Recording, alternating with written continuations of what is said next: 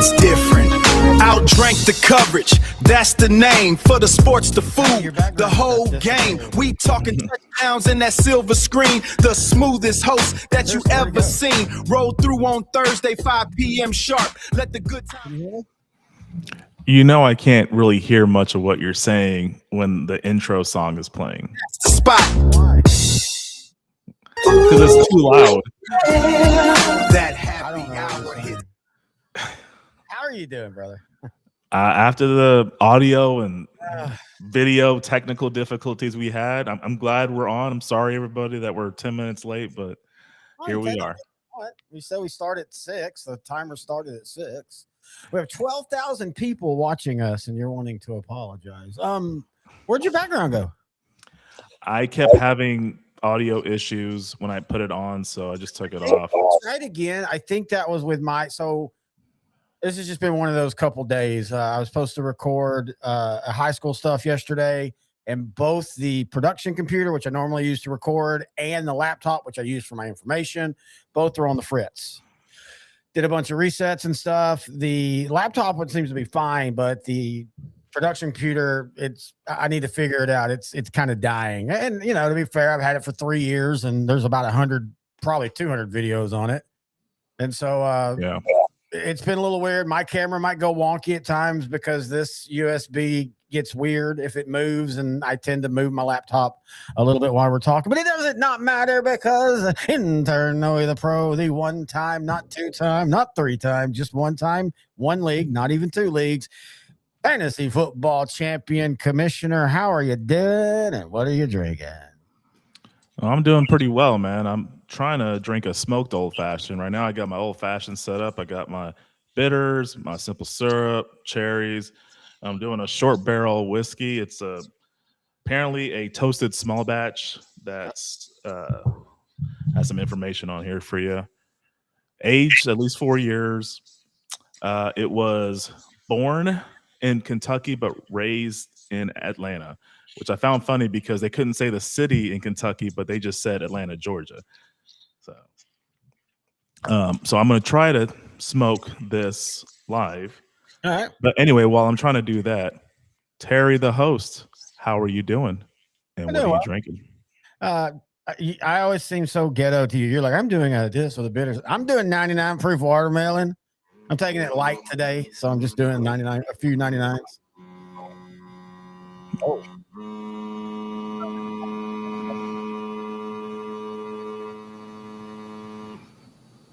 Okay.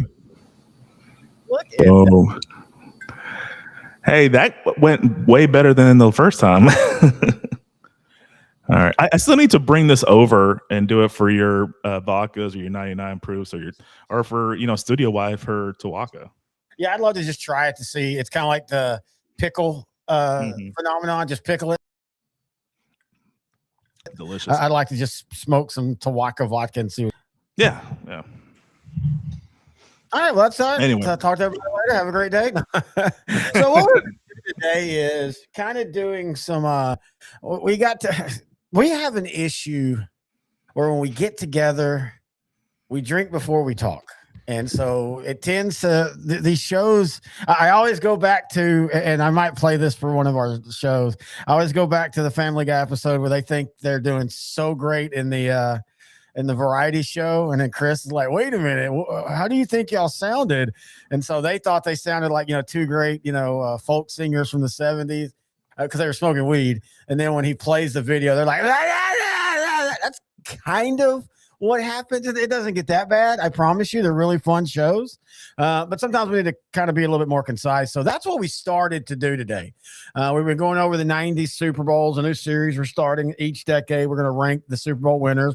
Probably at some point rank the Super Bowl losers too. I think that could be fun because I think there's going to be, there's definitely time for the Super Bowl loser in a decade legitimately, like when you think of like a New England who could be maybe the best team of that decade, even though they weren't a Super Bowl winner. But then just like every time we try to do a live show, which I appreciate this, a lot of news has come out over the last few days and a lot of weird news, really, really weird news. Yeah, very much so. And it all happened within the last day or two. So I'm not even sure where we want to start. You want to do the 90s or do you want to do the recent news? Let's start with the recent news and we can go from there because the 90s stuff, we can always do half of it now and half of it later. And also, for me, it's just, and we haven't even talked about like this. I'm going to throw this one out, and this isn't got anything to do with football. This has got to do, which I think is just becoming just a phenomenon, sadly, to watch, and that's the politicalization of the WNBA right now, with Sophie Cunningham and Caitlin Clark and all of this is I never thought the WNBA of all things would be the political grounds it has become right now. It is fascinating in a sad way. You might have to elaborate for me because when I think of WNBA, I think a lot of players are kind of mad with Caitlin Clark, which I don't see why because because of her, and a lot of the players don't want to hear this, but because of her, the salaries are in the high six figures. The elite ones making the low seven figures. They have chartered flights. Things are looking up for the WNBA players. They don't have to go overseas to make their money. They can just make a living playing as a WNBA player. So that's the only thing I really know about the WNBA as far as issues right now. But if you want to elaborate on you didn't see where Caitlin a couple weeks ago she got choked, and that has just created. I mean, that's not the first time. The first true politicalization of this all was Angel Reese and Caitlin Clark, them two. And let's be honest, it's literally right down the social demographic lines, and it's been like that. That part has died down a little bit now, but then a couple weeks ago she got. Let me check. I want to make sure I get all the names right. 'Cause I don't watch enough to. Well, I mean, and I agree with you. That goes back to college, Iowa and LSU. Caitlin, it's gave Bird and Magic vibes because Caitlin Clark, white person from the Midwest, on a team that shouldn't be in the championship, but they are mainly because of her. And then you got Angel Reese on LSU, a star-studded team. She's a great player, but she's a great player on a great team. And when they met in the championship, it was probably the highest rated women's college basketball event ever. And it was mainly because of that rivalry. And I appreciate it. I like it when it gets a little edgy. And I think the viewers and the numbers suggest that people also agree with that. So on June 24th, and I'm not going to do the video because if we do the video, we always get called. Yeah. But on June 24th, Alyssa Thomas basically, while they were on the ground, kind of did a chokehold on her.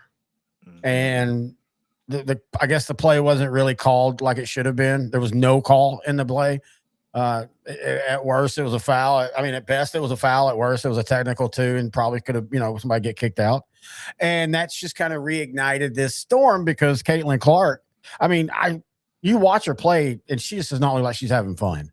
Like now, at the All-Star game, it was a little different. You could tell she was having fun there, but just every game, she's having to and I'm not saying she's right or wrong on this. This is anybody listening or watching. This is you can have this opinion, but everything is an issue.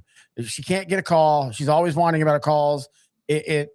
For the fans of her, they're like, she doesn't get calls. It's not fair. And then for people that don't like her, all she does is whine. And it again has kind of started falling on these political sides, especially with Sophie Cunningham doing the now famous meme pointing. And for some reason, she had to come out and say some things about trans athletes. And so now she is the queen of the right. And it's just weird that the WNBA is where this is all happening. Yeah, it's people will use any platform to be able to just say, okay, WNBA, hey, Sophie Cunningham, she's attractive, blonde hair lady, key member of the Indiana Fever. I can see where conservatives would pounce on that. Just like she's almost like symbolic of. But anyway, like Caitlin Clark, she's a devout Catholic too, so I could see where they would also be about Caitlin Clark as well. Oh, it was the injustice of it all. Yeah, well, it was a big deal though, because Caitlin Clark, for the most part that I know of, hasn't said anything about her political affiliations, but she has been aligned. Not her, but the right. And I'm not saying this again. I'm not knocking the right for doing this. I'm just the right. That's their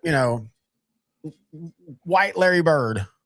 That's who she is to them. They like you said, they picked a side with the Angel Reese thing, and it's carried over.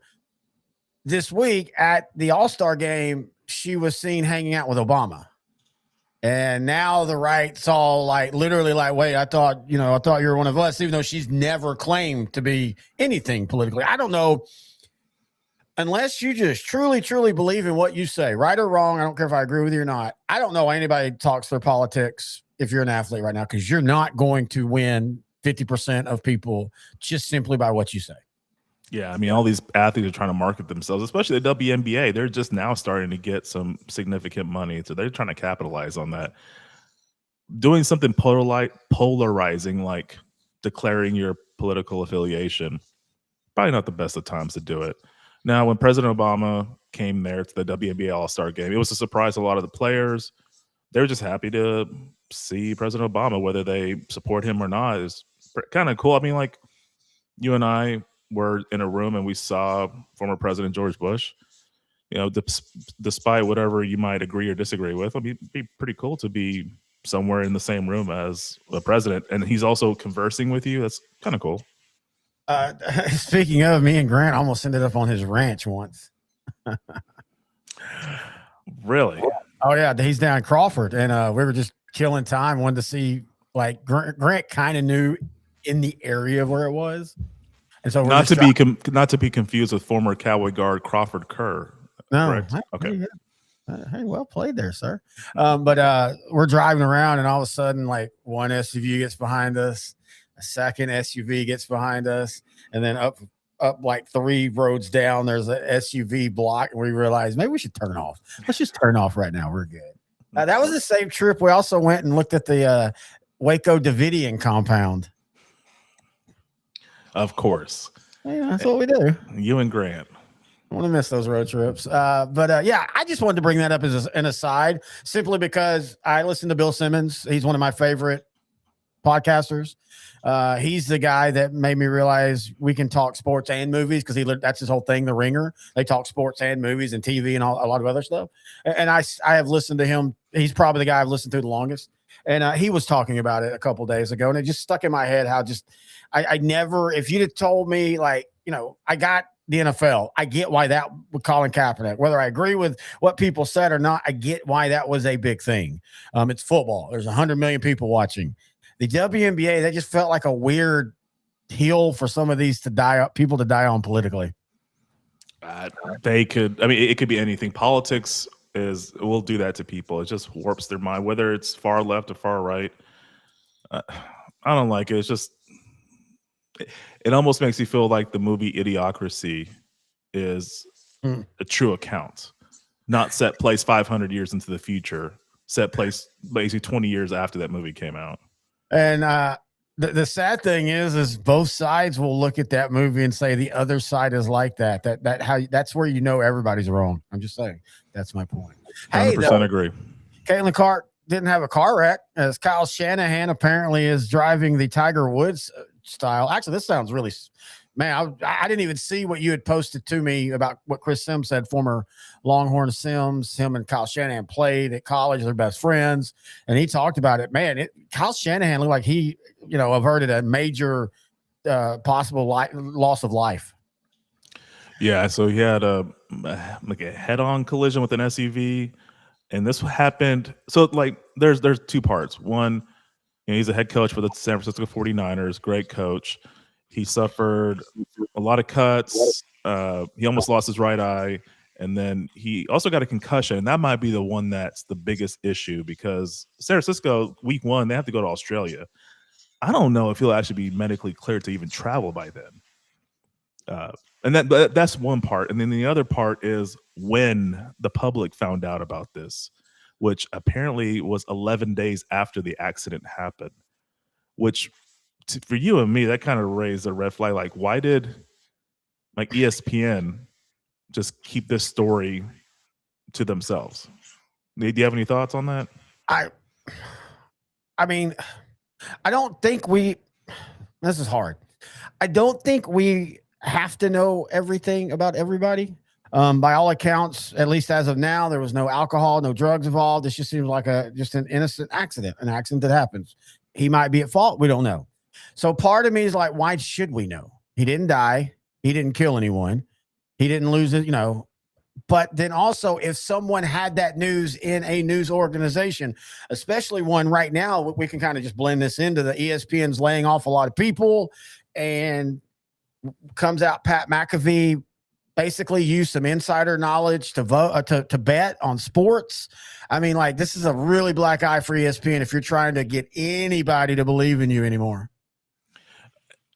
And then, the thing is, when I heard about this story about Kyle Shanahan, I was wondering, why didn't they just release it? Because I know the ESPN layoffs would probably be a good reason. There's a lot of transition. And when there's a lot of transition employee-wise, that kind of happens. But they already had an issue with another car accident with one of their employees, Matt Miller, who lost the left arm, but then news reports come to believe that now, oh yeah, he ran a bunch of fantasy football leagues, took a lot of money, never paid anything out. That is so weird. We kind of talked about that, because I think we did a show the day that came out. We kind of glossed over it, because I'll be honest with you, I didn't really know who he is. Again, I don't watch ESPN unless it's sports. I read stuff, but honestly, outside of a couple of people, I rarely even look at who wrote what I read. My favorite things are the Friday, both beat writers for each team will give their prediction of each game. And then Thursdays, the hot fantasy stuff, I check those out. Anything else, I rarely watch. So I probably read some of his stuff and I just didn't know it. But like, what was the point of keeping the money? Like, I feel like he might have been trying to kill himself. I feel like there's a second layer to this that we don't know, because obviously these are some high value leagues. This isn't like our league where, hey, if you want to put in some money, okay. If you don't, okay. If you win, you don't win anything. These were obviously some like $1,000 buy-in leagues. Yeah, there's some big money leagues, and he just kept the money. I mean, usually it boils down to greed. He wants to live a lifestyle that his salary at ESPN doesn't give him, but the fantasy football earnings could help with that. Yeah, he got into debt. That's what I'm thinking. Oh, probably. That also makes a lot of sense too. Now, has it been confirmed that ESPN sat on this? Because everybody sat on it then. Nobody reported it. So did ESPN actually sit on this, or is this just something that just got lost in the news? It's speculation. There's nothing confirmed. It's just an assumption. TMZ didn't say anything. ESPN didn't say anything. None of the other big outlets said anything until 11, 12 days later. So maybe it was just kept under wraps really well. I want to be hopeful and assume that, but part of me is like, there ain't no way like a TMZ didn't know about this the day it happened or a day later. But why would they keep this under wraps? This isn't. That's the $1 million question. 100% agree. I don't think this was a kept under wraps. I think it's a head coach of a football team. While Kyle Shanahan is known to us and all, he's not particularly, this isn't like Rex Ryan. This isn't like Buddy Ryan. This isn't even Jimmy Johnson, someone whose personality is so big that he's one of those guys. Like, if you ask non-football fans who Kyle Shanahan is, they're not going to know who he is. They couldn't pick him out. Yeah, they couldn't pick him out of a lineup. His success as a head coach for you and me makes us know exactly who he looks like. We know his dad. He has a great head coaching record. Well, he was at Texas. He was a solid wide receiver at Texas. He's he wasn't breaking records, but he was a guy that made a couple big plays at times. And so I knew of him then. And it was also, that was just a fact, Mike Shanahan's son's at Texas. That was, a little bit of an interesting storyline. So yeah, I don't think this is some big cover up. I really don't. I think this is just a guy that nobody really knows. And so he got lost, and then somebody found it. And now everybody wants to make everything a conspiracy now. And I don't mean you, but I'm just talking about in general. Everybody wants to make everything a conspiracy. And it's simply a guy that a lot of people by the name probably just didn't recognize. I mean, the next topic we should be talking about, also conspiracy, with the University of North Carolina. Now, this is I've never liked Mike Lombardi. I'll go ahead and say that right now. He has a face you want to punch. Yeah, and he was a guy that did very little and then became a media pundit for a long time. And then he kind of got back into the game, and I guess him and him and Bill Belichick are real good friends. So whenever Bill Belichick went over there, he joined them in North Carolina. He had been assistant to the coaching staff before this. In 2025, his last job had been, as far as not media, had been assistant to the coaching staff for New England for 2014 to 2016. He's had some success. I'm not saying he was like a bad scout or pro personnel director. He helped build a Cleveland team that I still contend would have kept winning if they hadn't, decided to move, and it just kind of destroyed everything. He helped build the Raiders, their last Super Bowl team, even though they got their butts kicked. So I mean, he's had success, but he's just always, I don't know, he just always rubbed me the wrong way. Yeah, I kind of never understood why Bill Belichick liked him. I don't know if he was like a yes man, or maybe he was good at one point in his career and it's just not the same. But this news story is still ongoing. But okay, I saw the advertising. There's a lot of theories. Like maybe this is a way to set up for Bill Belichick to leave. These are all speculations on my part. I don't know. I know there was issues last season, Bill Belichick's first season as head coach for North Carolina football. But I really don't think Michael Lombardi is going to stay at UNC. He's on paid administrative leave right now. Some HR complaint. I think it was 2 or 3 people that may file a complaint. We don't know what it is. I'm pretty sure the next time we do a show, we'll have more information, but as of right now, that's all we have. Yeah, it sounds like it could be like a handsy situation, or maybe he's just a dick. That is really weird. Remember, like it came out last year that Belichick, which I don't know how this works for a college coach if you're trying to recruit guys, but he wouldn't let NFL scouts on campus. That's very common in the regular season. Around Wednesday or Thursday, NFL scouts just come and look at players, and the coach talks about them, and just showcase this guy. Hey, y'all haven't been looking at this guy. He's my tight end and all that. And apparently, Belichick doesn't like that, so he barred them, which I don't understand how that helps him. I really thought he was quietly going to retire. I guess he's at least going 1 more year. And hey, you know what? Maybe he does a Herm Edwards. We all make fun of Herm Edwards at Arizona State. He did get in a little trouble at the end, but he actually kind of turned that team around. Like that became one of our running jokes that year, was they were actually competitive. So maybe he turns it around this year. I would love to see it. I'm still a fan of Belichick and his career. I think he's one of the most impressive careers in all of head coaches in the NFL or just football in general. He's a student of the game, loves the sport. I want him to do well at North Carolina, and they still have some of the best jerseys in all of college football. So that's a plus for me. That's the other thing we got to talk about here in a minute. NFL doing XFL 2000s today. Is we had a couple teams announce their new jerseys, their retro or their third jersey, their rivalry jersey, I think it's called. Jets did a good job, I thought. Let me pull that up. That I did not see. I saw the one with the Bills. And I think I told you in our message thread, I love the helmet. I hate the uniform. The uniform doesn't even match the helmet. There's no red or white. All right. So, but I'd love to see the Jets. The Jets have had some clean looks in their history. They've had some bad ones too, but they've had some of the better looks. They've never had terrible ones. We've talked about this before. The Jets, and this is my whole thing on any of this is, hang on.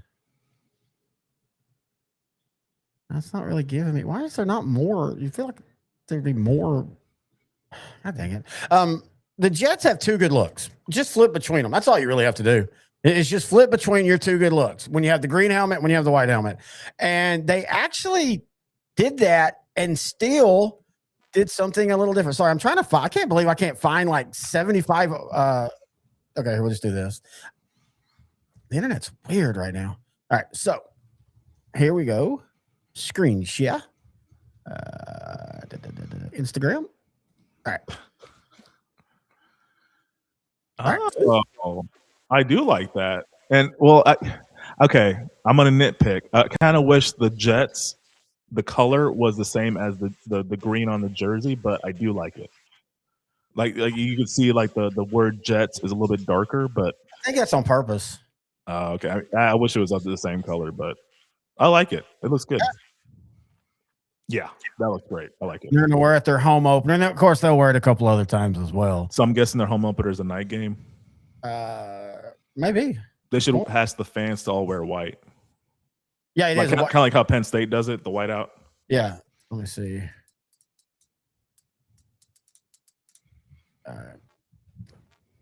Now these, I'm like you. I don't hate these. Like, I don't like them, but I don't hate these. Can you see them? Yeah, I can see. Oh, I guess I got that. The helmet's great. The helmet's great. To me, when I look at that jersey, it's a gray jersey with blue. It's like dark on dark colors. There's nothing that pops out. That's my issue with it. And also, it doesn't match with the helmet. Like, I want that helmet to go with some other. Yeah, honestly, this was weird. Honestly, this. I'm sorry, you cutting out what? It reminds me of Boise State a little bit.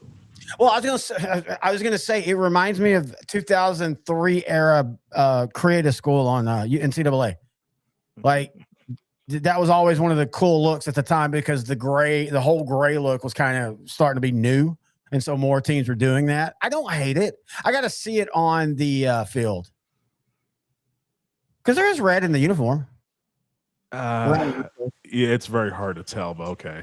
Okay, no offense to I can't think of who this is, but maybe probably not Deion Dawkins, probably.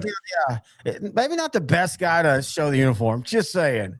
See, I like it when this guy wearing the blue with the blue sleeves. If you use blue or red accents around the gray, I think it can look better. Okay. I mean, yeah, I just confirmed Deion Dawkins is number 73. Yeah, yeah, dude, it just doesn't pair well for me.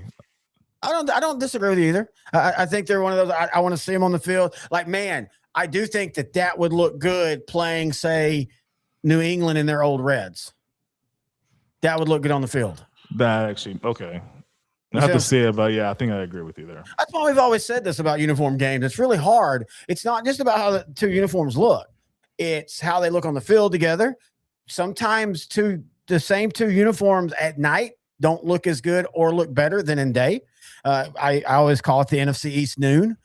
Every season, early in the year, especially when it starts to get a little cooler, you'll get the Giants in Washington or Philadelphia in New York at noon, and that sun will be bright, and those uniforms will just pop. And then those same uniforms at night, they look okay, but it's just not the same. Yeah. All right, where you want to go now? I have a question for you, Terry. All right. Now, this is about your mom. Only for 1,000. Oh, wait, what? Bear with me. Uh-oh. Now, I know you don't like the fact that she is a Washington Commanders fan. Have you ever been compelled to maybe go to your dad's safe, unlock it, get a gun, and take care of the problem? Wait, what the hell are we talking about here? Well, as a matter of fact, Kansas City Chiefs offensive coordinator Eric Bieniemy, his son Elijah shot his mother multiple times. She's in stable condition. I know we're kind of making light of it, but I'm glad we're all both glad she's okay. But yeah, he's been arrested, could face up to 33 years in prison. I don't know the whole situation. I brought up this analogy just because we're Cowboy fans. Your mom's a Washington fan. So that would be understandable. I'm not sure what's going on here with the Bieniemys. Is this part of why he has had trouble getting a head coaching job? Maybe there's because people don't realize teams do that. Like everybody, teams talk, and if there's even a coach who likes Eric, but he works with Eric, and he's like, yeah, him and his wife and his son have issues because that's her son. This isn't a stepson situation, and for all we know, we don't have any idea why this happened. But to me, it was the multiple times. An accident can happen. Playing with your gun, being stupid, but multiple times. I don't know. Maybe that's one of the things that's always kind of held him back is behind the scenes. People knew that maybe his family is, volatile. Yeah. For people that don't know much about Bieniemy, I mean, he played college at Georgia Tech, won a championship, had a solid career as a running back in the NFL for a few years in the 90s. He parlayed that into a successful coaching career. This is his second stint with Kansas City. He's won some Super Bowls with the Chiefs as an offensive coordinator. He didn't call the plays. That was always kind of the drawback. So he left Kansas City to go to Washington. it didn't really pan out there well, and he went to UCLA. Kind of got worse, so now he's back in the NFL, back home essentially. I mean, Patrick Mahomes sings his praises. He credits him with a lot of his early success coming into the league. So I feel bad for the Bieniemys. I have no idea again, like with Shanahan, I still don't know the whole story. And with North Carolina, I still don't know the whole story about that either. So all these are kind of developing news. Yeah, I feel for them, especially when season's about to start pretty soon. He's a huge distraction. I wonder if he's going to have to leave the team for a little bit to deal with this.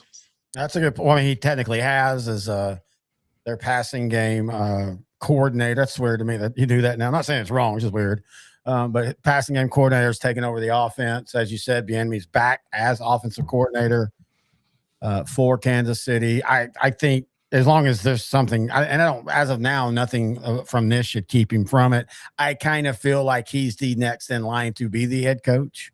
I think if Andy Reid wins one more Super Bowl, he's out.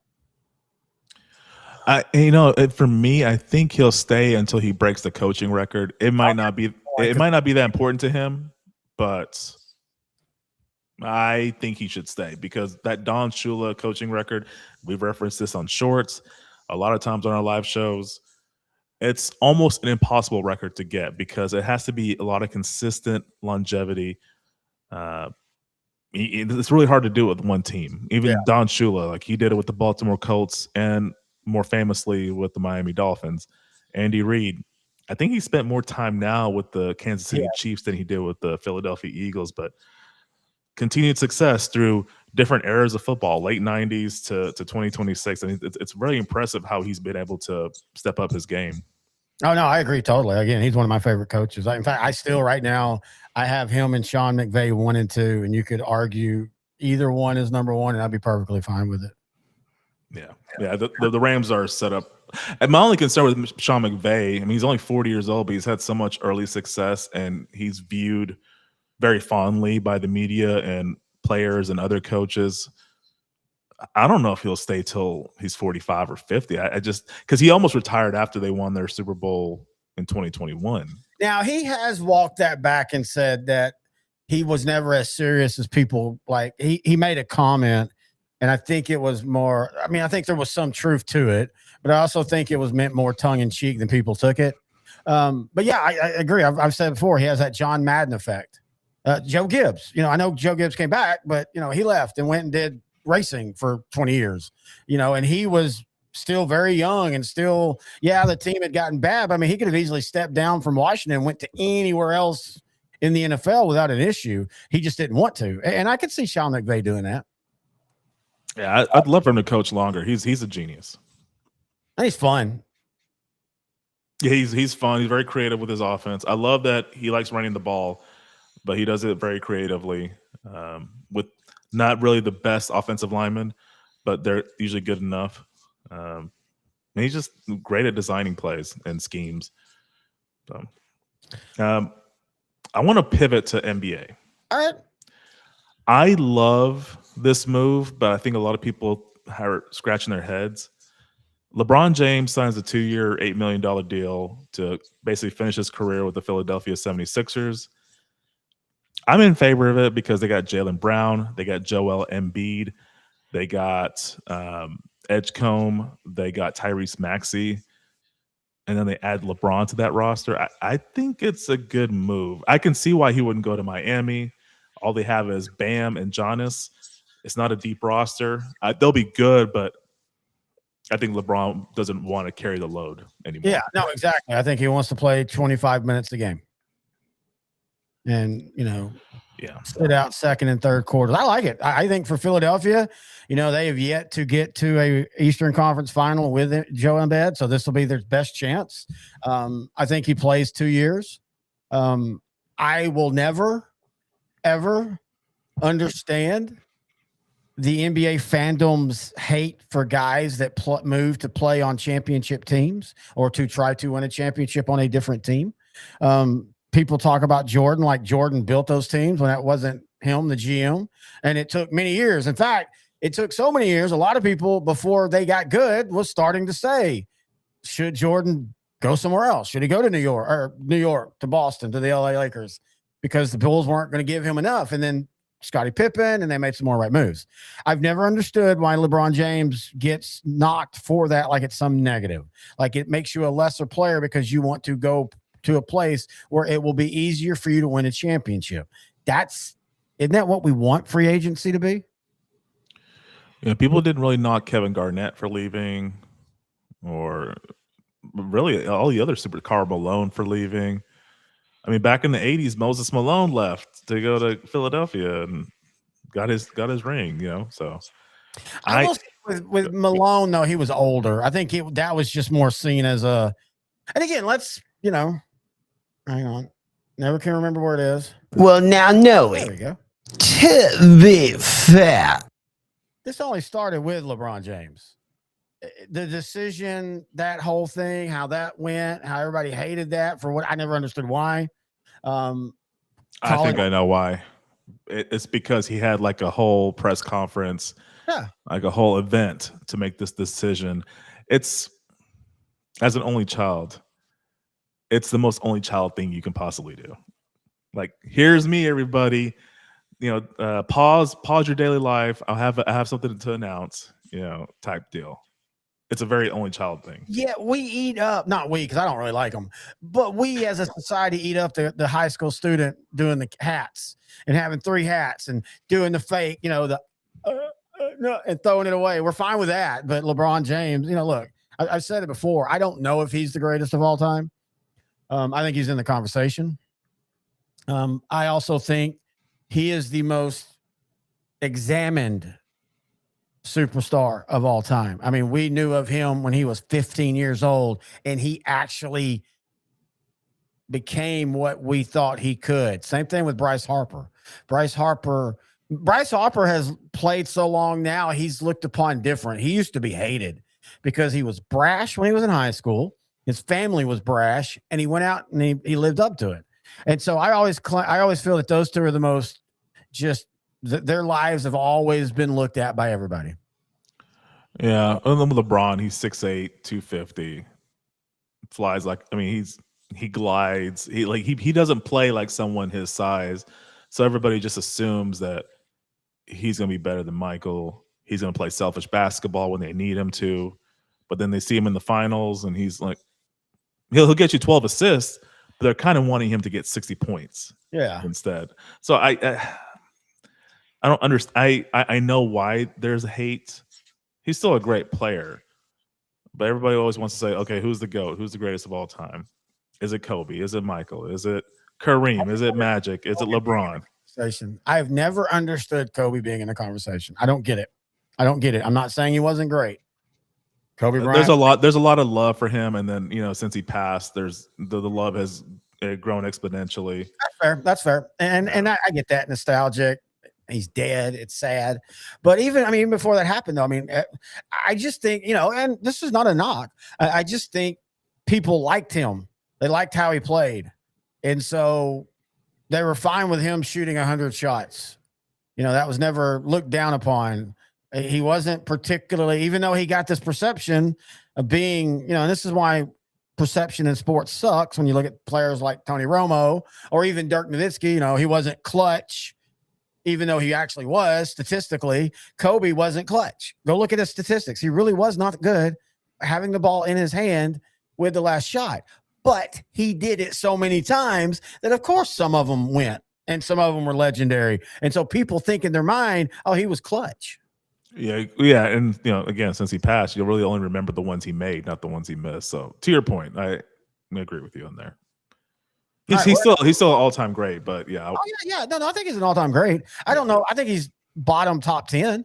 I don't think he's anywhere in the top 5. Which that's a fantastic spot to be in. If he was alive today and he heard that, he'd be very happy. Yeah, I think Tim Duncan's ahead of him. Mr. Fundamental, very consistent. The most boring basketball player, but effective. All right, where now? Okay, so we did NBA. Baseball, we're back from the All-Star break. All-time great pitching performance by the American League in the All-Star game. Dude, absolutely funny how the NL has dominated American League this year. in interleague. Like it's the worst that it's been since they've started everybody playing everybody. Most likely, well, it's most likely the Dodgers, but most likely whoever wins the World Series will be from the NL. And then the AL just absolutely goes out there pitching wise during the All-Star game and just dominates. If you look at the records, the NL has a lot of teams that have really good records. Milwaukee, somehow they always have a good record. Atlanta's finally healthy. The Dodgers are there. Phillies with Don Mattingly as interim manager, they've kind of rode the ship. There's a lot better teams in the NL. And then you go to the AL, like the Rangers. I'm happy they won today. They kind of roughed up Kirby, which is an excellent pitcher for the Mariners. But I mean, they're only 2 or 3 games over 500, leading the AL West, and they have, I think, the 4th or 5th best record in the American League. It's just been a very odd year in the American League. There's a lot of just meh to bad teams, and then you have Tampa, the Yankees. And thank God for the Red Sox. They had that 14, 15-game winning streak. Now they're back in contention. And then you got the surprising White Sox, who are a year or 2 ahead of schedule, would you think? Oh, I don't even know if they were on a schedule yet. They were just finally becoming normal baseball again. And it blows my mind how 5 years ago they were one of the dark horse contenders to take the AL. I think it was 2019. And they collapsed, and then they went into, just tore everything down all the way down to the studs, as you say, and have been historically terrible. I think they're a couple years up, 4 years, 5 years ahead, which is a good thing. They've drafted well too. But I will say this, like the Rangers took 3 out of 4 from Seattle. The Rangers have played the most consistent over the last 30 games. They also, I think with the AL, I don't know if they're bad. I think a lot of these teams are just on the same level. Like, I think in the NL, you have your haves and your have-nots. And there's some of that in the American League too, don't get me wrong. But I don't think in the AL, it's as many haves and have-nots. I mean, there's a lot of teams that are hovering over 500 or below. Because they're all beating each other. They're all beating each other. It could just be like a death league where they're all just about the same quality of good. Yeah, that's what I'm saying. Yeah. I mean, I guess we'll see come the World Series what really happens. But I don't know if there's been a year where it's been like this. Not that I can remember. I mean, I guess last year too far off in the American League. It might have been, but there's still a lot of teams that had over 90 wins. Like, I don't see a lot of these teams. There might be 2 or 3 teams that get to 90 wins in the American League. That's going to be it. And that might be a record. That might be. I mean, it might be 2 for all I know. But I remember in '87, Minnesota won their division with 87 wins. 87 wins. It wasn't that impressive, but they had such a great home record, and they had the home field advantage going into the playoffs in the World Series. It was kind of a weird situation. Dude, they have 2 random World Series within 4 years of each other. So if you look at Minnesota back then from now, oh man, they must have been great. What was that, like a 10-year run? Nope. That was literally the only 2 times they made playoffs. They just, man, at home. Now, of course, now it's come out. Maybe there was a little bit of helping with the AC. I'm not a real big believer in all that because people don't understand how AC works. An AC that big, you're not just turning it on and turning it off. Like, that's not how that works. Those things take a while to really get going and really fill the air. But that's supposedly the thing now is they may opened up some doorways or something. I think it'd be funny if it was true. But yeah, it's just talking about just. Hey, like I told you earlier, don't let the truth get in the way of a good story. Exactly. But yeah, it's just so funny how random their World Series were, but they were within 4 years of each other. So you think like they're all, and I mean, they had players that were connected, but mainly being Kirby Puckett. Boy, that's a show, the dark side of Kirby Puckett that everybody's kind of forgotten about. Oh man, he had such a great image. Such a great image. I was so sad he had to retire because I think he had the glaucoma in the eye or something. Diabetes. And then you hear about like the personal issues. Oh man. And like he didn't sometimes, and it's always retrospective, but like he didn't even look like he would be that guy. And if you don't know what we're talking about, look it up. Apparently, he was a what do you call that? Relationship violent. I can't think of the word right now. And he beat his wife and his kids and all that. He didn't even look like that kind of guy.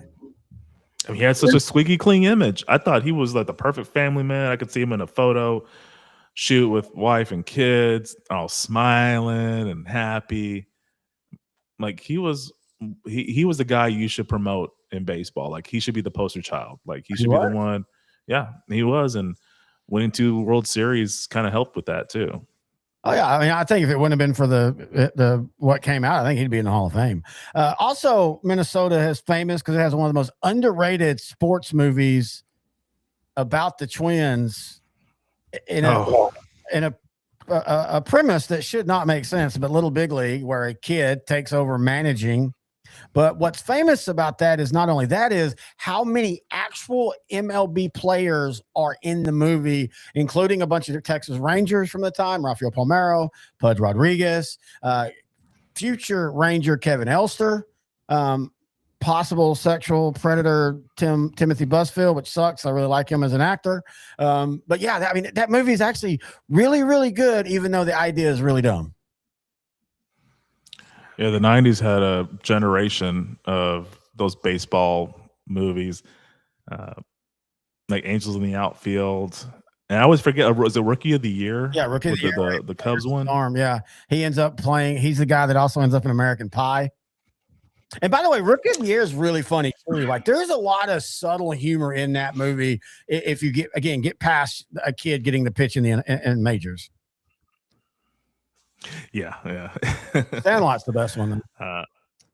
Sandlot is the best one. I mean, that they set in the 60s, came out in 93.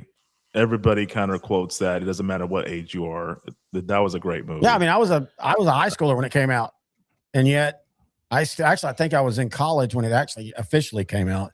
Like I think what time of year? But anyway, yeah, because the first time I watched it at Centenary, I was watching a professor's kids. She had 6 frigging kids, 6 or 7. I have to ask Liz. 6 or 7 kids, and they were actually really sweet, no problem with them. And we watched like Sandlot just for that night play like 3 times through because I just liked it so much. That was the first time I saw it. Yet I feel nostalgic watching that movie because even though I grew up in the 80s, it was the same thing. You didn't really do this. We went to baseball parks with friends and played baseball before going to play baseball that night in the little leagues.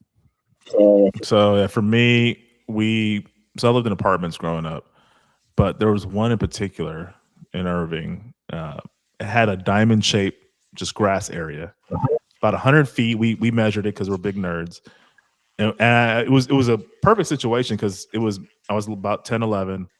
There was also a bunch of kids around my age that lived around there. So like, hey, look, let's get a tennis ball so we don't like break anything. Get our bats and just play at this diamond area. There was cars all over the place. And I'm surprised no one like stopped us, but we just almost every day in the summer we would go there and play. And I'd practice my different swings. I usually preferred the Barry Bonds swing where you like choke the bat a little bit. Oh, I always love the wiggle. Yeah. It was. So I would always. The wiggle. Yeah, I agree. So we just played there every day, and I always loved that, man. And we had like a rule because it was like there was a light right in the middle of the, I guess, wall, and it was okay. That if you get above the light, that's a home run. If you get obviously anything above that or on the roof, that's also a home run. And I was just easily stronger than everybody, so I was just like cranking home runs every pitch. It was like slow pitch too, and I loved it just because of that. But no, it takes. I say this story because it takes you and I both back to when we were kids, just going out. Playing outside all day. I'm not sure if kids nowadays do that, but for you and me, that was perfect kid summer. Oh yeah, dude, just having a game that night, watching baseball movies, especially after we got older, we could drive, have a game at 7. Everybody come over to the house at 4 p.m. and we just hang out, cool out because you don't want to be out in the sun. You know, you couldn't. I lived in an area where you didn't swim before a game. If you got sunburn, you know all that. So we would just go and watch a ton of baseball stuff, whether it be the the Cubs playing, the Braves playing, the Rangers with a random day game, or just baseball movies. Of course, Bull Durham is my favorite sports movie of all time. It just Kevin Costner and everything about that movie just hits the sweet spot for me. But Sandlot's right up there. So you had asked me earlier, just random. We do it if you're first time. Nobody's talking. Oh wait, we do have a chat. Sorry. Doug DeFrant. Yeah. Oh, sorry, Doug. Yeah. I didn't even realize somebody messes. Minnesota sneaky long championship drought. Yep. Vikings have never won. The Timberwolves have never won. The Twins haven't won since 91. Hey, that all. Now, I really think with the Timberwolves trading for LaMelo Ball, the Timberwolves might have a shot because that's a really tough team to beat. That's a tough conference, man. It's a tough conference, but if you pair LaMelo with Anthony Edwards, that's going to be pretty tough. They already have a great defensive team. You just let them play their ball, their game. That's going to be a dangerous out. By the way, that's something nobody really talks about. For all the blowhard, the Ball family actually turned out to be pretty damn good at basketball. Yeah. So the big one was Lonzo, but he's been hurt. I think he's on his way back to playing, and I really hope he does well. But LaMelo has been a stud. He was great with Charlotte this past year. They ended up making the playoffs. They went on a run to get into the playoffs, but pairing him with Anthony Edwards, that's a game changer. So anyway, I want to go back to what I was about to say. So you had brought up, we do a thing called Hall of Fame or Hall of Good, and you brought up Sean Jones, who I remember fondly as a player because he was with the Oilers and then famously one of those that signed over with Green Bay. I didn't realize he had gotten so much trouble with the NFL players after that, including former Cowboy Ebenezer Ekebon. So in 2003, Sean Jones violated the NFL League's Players Association regulations in his financial dealings with Ekebon. He was suspended 2 years, but he sued Ekebon, which eventually led Ekebon to bankruptcy. Chris Dishman sued Sean Jones for $396,000. Jones later countersued him and his wife, Chris Dishman and his former wife, sorry. They settled for out of court. So I don't know if he's liked or not or what by the NFL. Hey, but for this topic, it's either he's a Hall of Famer or Hall of Very Good. Now, let me go through the stats real quick. I didn't know that information. That's crazy. I didn't either till Sean Jones pulling him up. Defensive end, 6'7". He played from, I believe, 1984 to 1996. He won a Super Bowl with the Packers his final year. He has 1 interception in his career. He has 18 forced fumbles. Very impressive. He does have a touchdown from a fumble recovery touchdown. 113 sacks. Sacks is the sexy stat for defensive ends, edge rushers nowadays, what the new term is. 601 tackles, only 1 Pro Bowl, but he does have, and that was with the 93 Houston Oilers, the team of turmoil. They had a lot of issues on that team, but they ended up getting a 12-4 record, 2 seed, get upset in the division round to Kansas City. Ends his career, gets 5 sacks with the Packers, wins the Super Bowl. I think Hall of Very Good, but the fact that he had 113 sacks and was pretty consistent throughout his career, I could see you saying Hall of Fame. I think Hall of Very Good, but when you look at him, he's right around J.J. Watt, Daniel Hunter, Harvey Martin, Khalil Mack, Lyle Alzado. I think people forget how many sacks Lyle Alzado had. Justin Houston. I think every one of those are Hall of Very Goods. Okay. Yeah, and I agree. I think he had a really solid career. He's a victim of being in an era where there was a lot of stud edge rushers. I didn't even mention Dexter Manley. I think we might have talked to him on another show. He's a guy that had for 5-6 years Hall of Fame career, but it just wasn't a long enough career, in my opinion, to warrant Hall of Fame consideration. No, I agree. You can make the case for Dexter Manley's bookend defensive end on the other side, Charles Mann. Charles Mann was amazing. Charles Mann at times was better than Dexter Manley. Man, that Washington defense back then, boy, if you didn't get sacked 5 times in a game by them, your offensive line had a great day.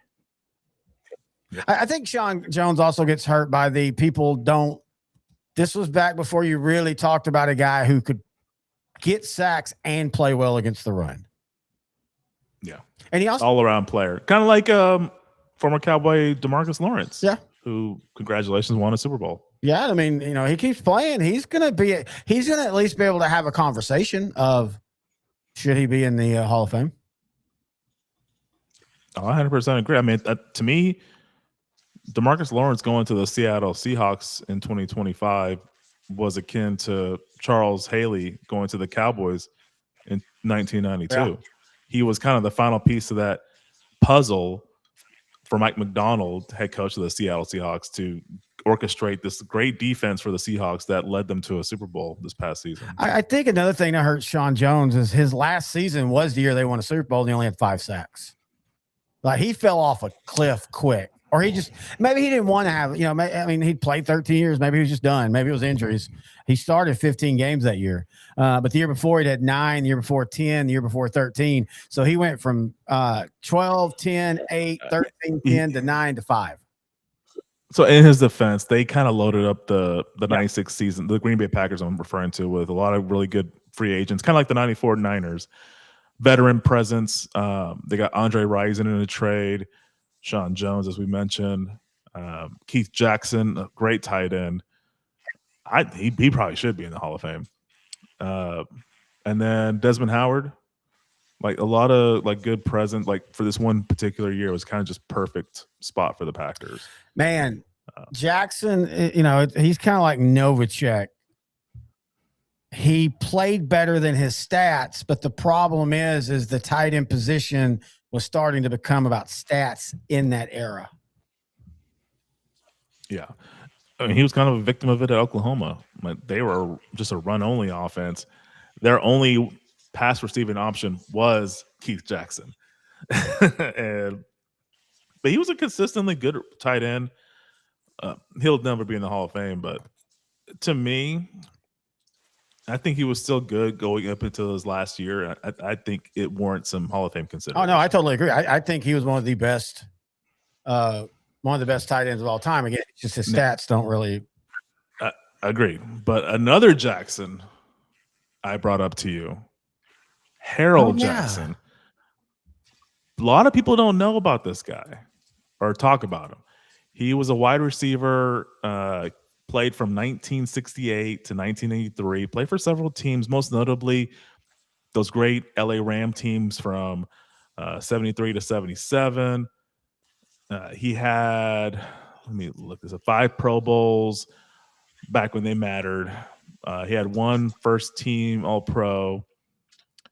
The stat that tells me he should be in the Hall of Fame is his yards. Yeah. Now think about it. It's a wide receiver that played from the late 60s to the early 80s. He got over 10,000 yards. That should be an automatic qualifier. No, but I'll add up. Go ahead.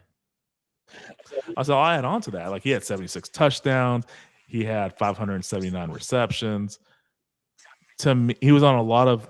He was in the playoffs a lot, especially like the mid to late 70s with the Rams. Performed well. I don't get why he's not in the Hall of Fame. Well, I mean, wide receivers have tragically been held back. I mean, look, Drew Pearson finally got in. Part of it is this is why all pros matter, but you can't get too into it. Only the all pro is one team. Only 2 wide receivers back then made it. So just because you weren't one of the top 2 that year doesn't mean you weren't one of the best ones of that era. And he definitely was. And his consistency, I mean, for you average, this is one thing I love Pro Football Reference started doing. You average out his career 17 game average. Now remember back then they didn't play 17 games. His 17 game average is 848 yards, 6 touchdowns. I mean, that's solid right now. Back then, should be close to all pro level. And that's why I was wondering why he's not in the Hall of Fame. But I mean, he doesn't have a Super Bowl. He doesn't have, like you said, a lot of first team all pro selections or even second team. That's probably why. But I feel just because he got to over 10,000 receiving yards by 1983, that's a Hall of Famer, in my opinion. All right. Let me get this. Let's have a little fun. So we recorded our 90s Super Bowl, and we got some great conversations in there. We dropped a couple of shorts. They've done really well, but we also kind of just forgot to number some of these. We just would name them and talk a little bit about them, or like with the Rams, we ended up talking more about Trent Green. So we'll start there. These are going to be short. So Doug and all of y'all listening, but Doug, since he responded, this is going to sound like a short, but here we go. The number 6, 1999, blah, blah, blah. The number 6, 1990 Super Bowl winners. I present the 1999 St. Louis Rams, the greatest show on turf. We talked a little bit about before, but of course, Kurt Warner famously steps in out of nowhere, becomes the MVP. They go 13-3. The offensive stats are just absolutely fascinating, but people forget this was a really good defense as well. They were a really good defense. I don't remember their ranking, Fourth. but they were a fourth. Oh, wow. So that was like middle of the road, like 11th or 12th, which would have been great, but they were just so fast. 1999 was, as you and I talk about, like there's transition years in the NFL where things just change. 79 is a great example. But 1999, the Super Bowl was St. Louis and Tennessee, which if you look at both of us back in the 90s, that was a shock because the teams of the 90s were the Cowboys, the Packers, the 49ers, the Broncos. Only the Cowboys made the playoffs that season, and they were 8-8. And they got whooped in the first round by the Vikings. So this is just a completely new year for everybody. St. Louis, with a guy that was a bagger. He worked at a grocery store not too many years before 1999. Played in the Arena League with the Iowa Barnstormers. And I think from what I remember as a teenager, he said something to the effect of, because it was tight spaces in Arena Football League, because the field is smaller, it's only 50 yards, he was able to just learn how to be precise with his throws. And that it translated into the NFL, where it's just a much wider field and longer. And he had all these fast guys. They drafted Torrey Holt in 1999. They already had Isaac Bruce. They got Oz Hakeem, kind of like a jack of all trades, but like a special teams ace that also moonlight as a slot receiver. And then they just got Marshall Faulk in the offseason. It was a stout team with the right offensive coordinator, Mike Martz. And I'm trying to remember the big acquisition that no one really talks about now was Trent Green, quarterback for Washington. He had done so well at Washington in 1998. Everybody thought, okay, they might make it to the playoffs. They got him and Marshall Faulk. That offense is going to be great. But he gets injured in the preseason, enters this nobody, Kurt Warner, who I went to his Hall of Fame in 2017, by the way. And then they win the Super Bowl. This is one of the just most randomly great teams that I've ever seen in my life. You say that right there. I wanted to say this. The 90s, it's so weird. The 90s in the NFL was all about what ifs and teams that didn't quite go as far as you thought they would. 99 Rams, they go back to the Super Bowl. The Patriots famously upset them.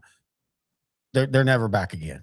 96 Green Bay, they win a Super Bowl. They go back to the Super Bowl. They're never the same. They're never bad, but they're never the same. The Cowboys, team of the decade, but the only team of the decade that didn't at least win 4 Super Bowls. They only won 3. San Francisco could never break through. They only won 1. I guess the Broncos are the one that they finally found that redemption, because they had been to the Super Bowl so many times in the 80s. Everybody kind of given up on John Elway, and then they reconnoiter with Terrence, and everything's different. But the whole 90s is just about teams that shoulda, coulda, and woulda. That's a great way to sum up the 90s, actually. Teams that shoulda, woulda, coulda. But speaking of the number 5, 1998 Denver Broncos, John Elway, his farewell team, Terrell Davis. I think I said Terrell. I might have said, I don't know. Anyway, Terrell Davis had his 2,000-yard season. This was when they were dominant. They were 14-2, at least offensively. Now, defensively, they were good, but they were 8th. But their defense came up with plays when they needed to. Bill Romanowski famously played there. That was his last before everybody hated him. Elway on the year, 2,800 yards, 22 touchdowns. Rod Smith, you know about a Hall of Fame guy. Rod Smith, 74 receptions, 1,200 yards. again, Terrell Davis. You also had Shannon Sharp. This was one of the better teams. This team could easily be higher than 5. It's just the top half of the 90s were great. Yeah, the Broncos, they started 13-0 that season. 4 of those wins came courtesy of backup quarterback Bubby Brister, because Elway got hurt for about a month. He performed well, and they never lost a beat. This is a team that finally decided, hey, we have a Hall of Fame quarterback. Let's give him an offensive line and a running back to complement him. Oh, wait, let's also have some veteran presence along the defensive side. And then you couple that with what you already said. You got Easy Ed McCaffrey. You got Rod Smith at wide receiver, Hall of Fame tight end Shannon Sharp, Terrell Davis at running back. Unsung hero, fullback Howard Griffith. Great blocking fullback. Terrell Davis, he should have praised him in his Hall of Fame speech, because he's the reason why he's in the Hall of Fame. Howard Griffith was. Do you think Davis should be in the Hall of Fame? No, it was. He won 2 Super Bowls. He had a 4-year window of excellence from 95 to 98. I will never deny him that, but it was just too short. He did so much in that short period of time, but again, it was only 4 years. It's the Gale Sayers argument. Well, and my issue also is with him, and I love him as a player, and the story about him and the migraine Super Bowl is just really, it's a fun story. I mean, not for him, he had a migraine, but you know what I mean.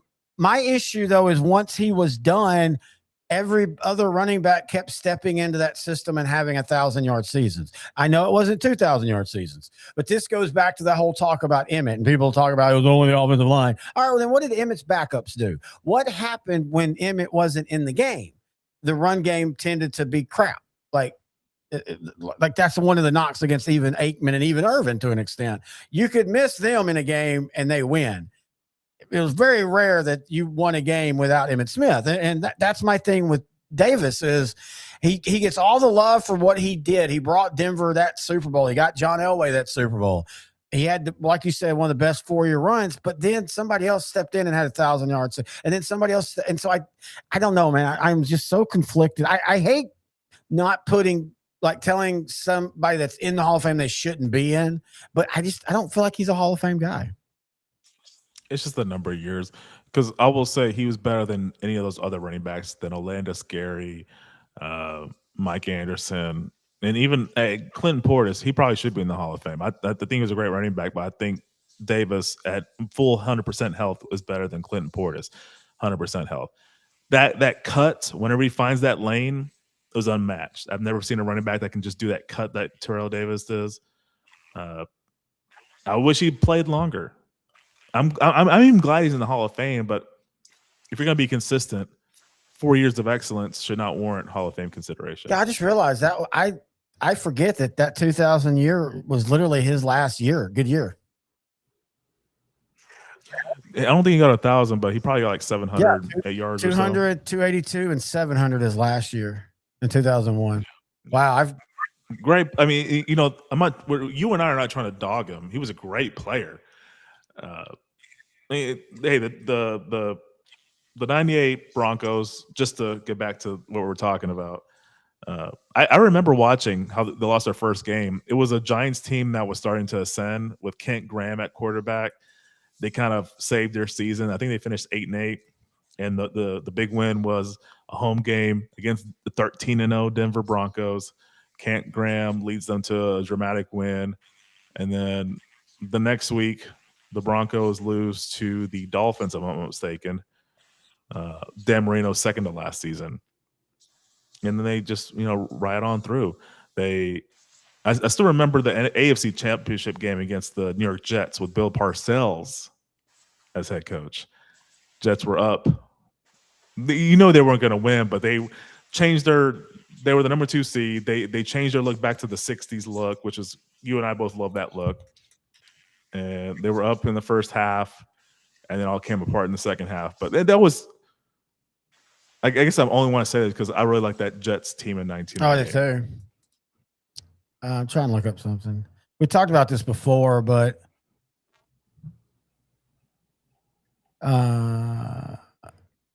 they only fun short 3-2-1. One of the oddities of football, John Elway and Dan Marino both played in the same conference their whole career. came from the same draft, basically played almost the same amount of times. They only played each other head to head 3 times. Oh, wow. That's pretty shocking because both teams are pretty good. And usually first place teams play first place teams the next year. Twice in the regular season, once in the playoffs. That one time, 1998. But yeah, it's just one of those weird things that whenever Denver and Miami would play, one of them would be hurt. Of course, there was, Dan Marino lost the whole year to an Achilles tear, and I think he lost another good chunk of a year to a knee injury. But it's just weird, especially when you look at like between 84 and 89 when the Dolphins had made a World Series. That'd be cool. The Dolphins had made a Super Bowl, and Denver had made multiple Super Bowls to get their butts kicked that they never matched up in the playoffs. That's a shock to me because, especially like the early to mid 80s, the Dolphins were the class of the AFC. Made it to the Super Bowl, made it to one or two other AFC title games. I'm surprised they never played. All right, so let's go to the number 4 best Super Bowl winning team of the 1990s. I think this one could be higher. Again, 1 through 5, if you mix them all up, put them how you want. I have no problem with that, but I present the 93 Dallas Cowboys, of course, famously starting the year 0-2 while Emmitt Smith was out. At that time, a team had never won a Super Bowl or even been to a Super Bowl when they started 0-2. You could make the case if it wasn't for injuries and the holdout, that 93 team easily could have ended up undefeated. Yeah, if Emmitt Smith played the whole season, they would have been 16-0 apparently because they were 12-0 whenever he started and finished the game. Offensively second, defensively, and this we've talked about before. The defense never gets talked enough about with these 90s Cowboys, but their defense in 93 was absolutely spectacular. Yeah, they were great. I mean, even I want to throw out the Washington game because that was the opening game to the season. It's a matchup of the past 2 Super Bowl champs. You still think Washington's good, even though they don't have Joe Gibbs and a lot of the veterans they had 2 years prior when they won the Super Bowl. And they just donkey stomp the Cowboys on Monday night. Repeating what had happened to them in 92 to Dallas. So for 3 straight years, that Dallas and Washington opened up on Monday night. We all joke about Chicago or the Giants and the Cowboys, but in 91, 92, and 93, they started Monday Night Football. In 91, famously, Dallas jumped out early and then kind of ran out of gas. 92, Dallas jumped out early and dominated. And then in 93, as you said, Washington. Now, Dallas did jump out early. They had 2 big pass plays to Alvin Harper for touchdowns, but they ran out of gas. And everybody thought, like you said, oh, Washington's back. Here we are. It's their turn. Cowboys had that one great year. They're going to be good, but Washington's back. Now, I remember they instantly became the Super Bowl favorites after that game, and then they just went. Yeah. Was it Richie Pettyboom? I forget the head coach, but yeah, he was definitely not it. Rippon was still a solid quarterback, but if he didn't have the cast around him, which he did not in 1993, he was just an average guy. They didn't have the offensive line. You and I have talked about this. This is a fascinating subject to me because Washington was so dominant in 91. To me, they're considered one of the greatest Super Bowl teams of all time. And then 2 years later, they're trash. Literal trash. I mean, they're not that good. But after doing my research, I realized 1991, a lot of their best players were in their late 20s or early 30s. And then 93, of course, salary cap is introduced. People leave, and then they also get old. The Hogs, the offensive line, the famous offensive line that protected so many different quarterbacks for a good 10, 12 years, they're either retired or just too old. And they didn't really address a lot of stuff in draft or free agency going into that year or so. It's a culmination of just bad front office moves and players just getting old. They're starting quarterbacks this year, or quarterbacks that played. One of them didn't start as a quarterback. Mark Rippon, Rich Gannon, Kerry Conklin, and of course, running back Brian Mitchell, who we had a Hall of Famer, Hall of Good short. Kerry Conklin, man, I haven't heard that name in forever. I know him from Madden 97. The Super Nintendo game that I always play whenever I whip out the Super Nintendo that I bought in 1990. It still works. It's in a box somewhere upstairs, but it still works. Yeah, you've come over back in the old days in Garland, and we played NWO. We need to do that again. Break that. Oh yeah, I still have my Super Nintendo, or not Super, the Nintendo 64. You brought both of them over. Yeah, late 90s, early 2000s. You and I were both big into wrestling, and yeah, that was probably one of the. If you like wrestling, that and what was the WWF one? Was it Revenge or No Mercy? No Mercy. They're the same company, so they play exactly alike for the most part. No, what we played was WCW NWO Revenge. I love it because you can create a player, and you can create belts, and you can create ranking. I mean, it has a very in-depth. Like I'm not joking. That's like 15 years ago. I shit longer than that, dude. About 15 years ago, you came over when I lived in Garland. We had drinks and just played both of those, but mainly played the NWO and for hours. You could literally play for days. Just take an hour nap, get back up. Yeah, it was one of my favorite games. And that game was so good for me because that was when that game came out. And I've told you this many times. I grew up watching wrestling and just stopped. Once it got national, like WWF, I just never liked WWF. I never was a big Hulk Hogan fan. I still watched at it. I knew all the beats, but I never really watched it. And then in 97 or 96, 97, whenever it was, NWO started getting good. I randomly watched the broadcast after I got off work in Longview and fell in love with it. And then watched at it for the next year. And then when I went back to college, one of the guys that I went to college with, him and his best friend love wrestling. And his best friend to this day is still Jackson Harrod. He's still like this, loves wrestling, and I'm talking about, dude, back then, 500 videotapes of wrestling, like old the Von Erichs, anything you wanted to watch. And one of the other things he did was he liked the game. And so we'd always go over to his house on Monday nights. And I'd get there after rehearsal at like 5 p.m. and we would game for like 2 hours, order pizza, and then watch back to back the Monday night shows, depending on which one was the one we were more interested in for that moment. We'd watch first. But yeah, I mean that's just one of those core. I hate saying it, but as they say, core memories. Yeah, I mean it's a good memory. Like people that don't like wrestling, you won't understand, but there was a war between two different companies, and it was great because it brought out the best in both, until it didn't bring out the best in one with WCW. Well, because they sold to WWF and they screwed them over, basically. Well, yeah, there's a whole behind the scenes, but yeah, the 95 to about 98 was peak wrestling madness. WWF turned it up a notch with their entertainment aspect of their. What's that era called? Attitude the Attitude Era. It was brilliant. It was brilliant. Yeah, it was a lot of characters, a lot of like drama, because they drew off of. How do I say this? Like soaps back in the day, like all in the children days of our lives. They went very sports entertainment. Emphasis on entertainment, whereas like WCW, they had entertainment aspects, but it was a lot to do with wrestling. Yeah, WCW still tried to be a little bit more traditional.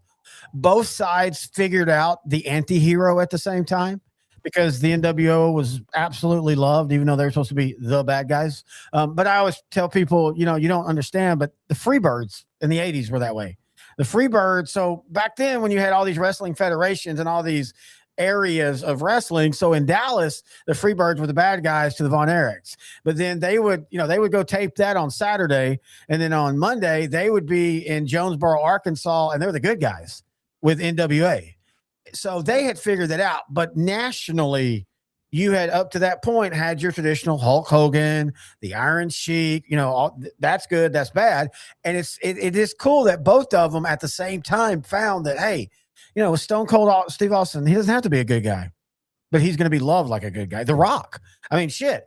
They basically had to make The Rock and Mick Foley be friends because The Rock was starting to pop so much. They didn't want Mick Foley to lose his pop. So that's when they had their little run where they teamed up, which was brilliant. Some of the best underrated wrestling. I sent you one of those videos from Wrestling Regret. So that's what I loved about that era. It was, now I wish we'd go back to more traditional. Now I do wish we'd have good guys and bad guys because I hate the way they do it now.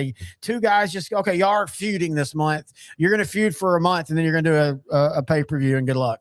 And there's just no story to them. Yeah. That might be a victim of, like, for example, the WWE might be a victim of just current environment. Now they're a part of a publicly traded company called TKO, which partners with UFC. $20 billion company there is vastly growing. And, you know, they have the name recognition. So, yeah, I could see where it's very watered down. Yeah.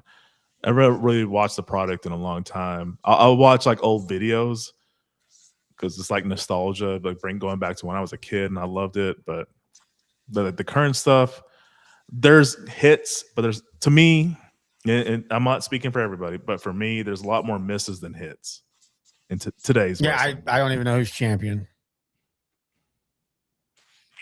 Yeah, I don't know either. I almost feel like nowadays they probably just stick with whoever the older, more regarded star is.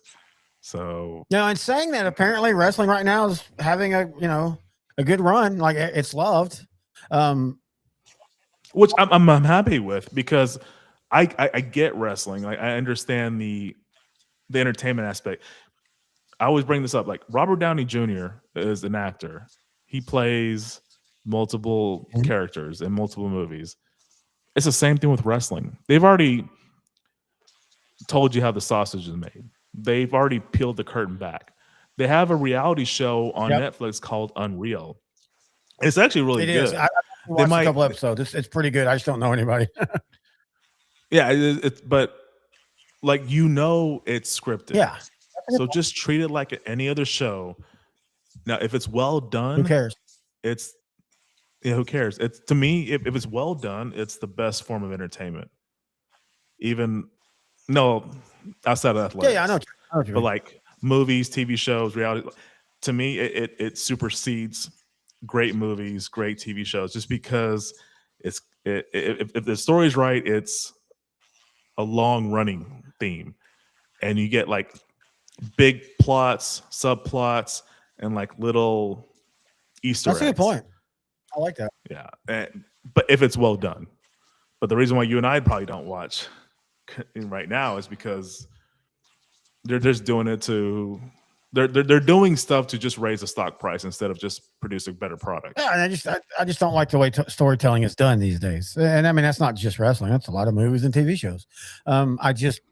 I liked having a story like it used to be. I remember Clouds. It used to be like you would pick two guys, Stone Cold and The Rock, and y'all are going to wrestle. We're going to start you off on the third card of this pay-per-view.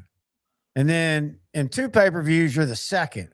And then you're going to be one of the star, like in November, I can't remember what was that, Survivor Series. Y'all are the number one in Survivor Series. Then we're going to let y'all simmer for a little bit. We're going to bring you back, though, on WrestleMania main event. So you had 6-7 matches. You had these storylines, they work together for all that stuff. Now, like I said, and I know somebody be like, well, that's not right with these guys. But it feels like every month after the pay-per-view, it almost feels like WWE goes, okay, now we're going to have these two big guys. And good luck. Y'all are going to be the bad. Y'all are going to fight for the next 5 shows.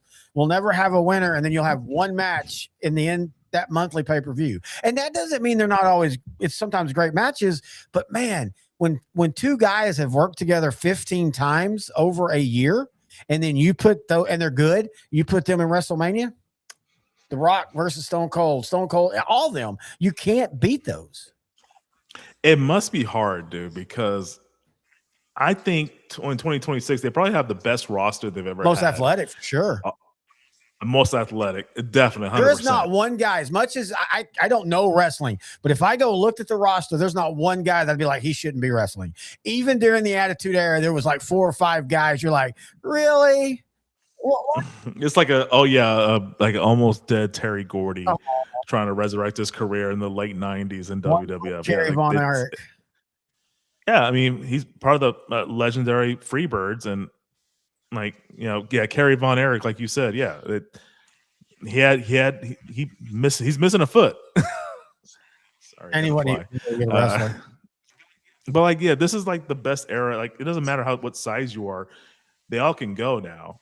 To me, it's very easy. You have a performance center in WWE, excuse me. They can work on their acting. They can work on moves and stuff. This is the best era to have long form stories, and they just crap the bed. That's a good point. This really should be. You should have the ability to lay these foundational stories. And I know they've tried it, like when you had the Wyatt clan for a little while, but that always felt weird. Like, again, you can't be what you're like today and then also have characters who have bits like they might be supernatural. Even though I like that, me being a horror guy, I like that idea. If you'd have put that in the 90s, holy crap, that'd have been one of the best, like them versus The Undertaker, them working with The Undertaker, all that. But now you're just like, okay, we all know it's a bit. Like, we all know it. You said it best. We know the sausage. Maybe that's part of the problem. Like, we know how movies are made, but you can go into a movie and turn that brain off. We know how plays are made. But for whatever reason with wrestling, if I see a bit character, I just go, it's a bit character. And I hate that, because if you just suspend reality, suspend your disbelief, just enjoy the entertainment that you're watching, let it entertain you, and you'll love it. But the quality of the product, and for me, I guess from just my experience as a kid watching and loving it, just not there anymore. I think we need to have a pay-per-view watch party soon. Just you can be at your place, me here, and we'll just both watch it. And let's try to do that, because we did for a little while a few years ago. Like we did it for a little while, like for a good 2-year span. We were So I'll even bring that back. Yeah, in 2016, it was the year I got back into it, because I was at a bar and I met a bunch of English guys that were, just talking. I heard the accent. I was like, oh, hey, why y'all are here? Is there some big event going on? WrestleMania 32 was in Dallas, in Arlington. I remember you texted me too, because you literally like the next day was like, I think I'm going to get back into wrestling. And I'm like, fuck it, let's do it. And for like 2 years, man, like I even came over to your house a couple times. Their passion won me over. I was like, okay. And then it was a perfect storm, because that's when wrestling content was blowing up. Oh yeah, because you had the other British guy who got in trouble and then came back. I guess he's still around. I haven't seen him in a long time. I unfollowed, but there for a while, you and I had like 20 wrestling channels. Yeah. You all right? Yeah, my mouse is messing up. Can you hear me? Yep. Your mic's not working though. You're going through your studio or your computer mic, which is fine. It's not terrible. You turn it off again? Yeah. Yeah, I hate that when that happens.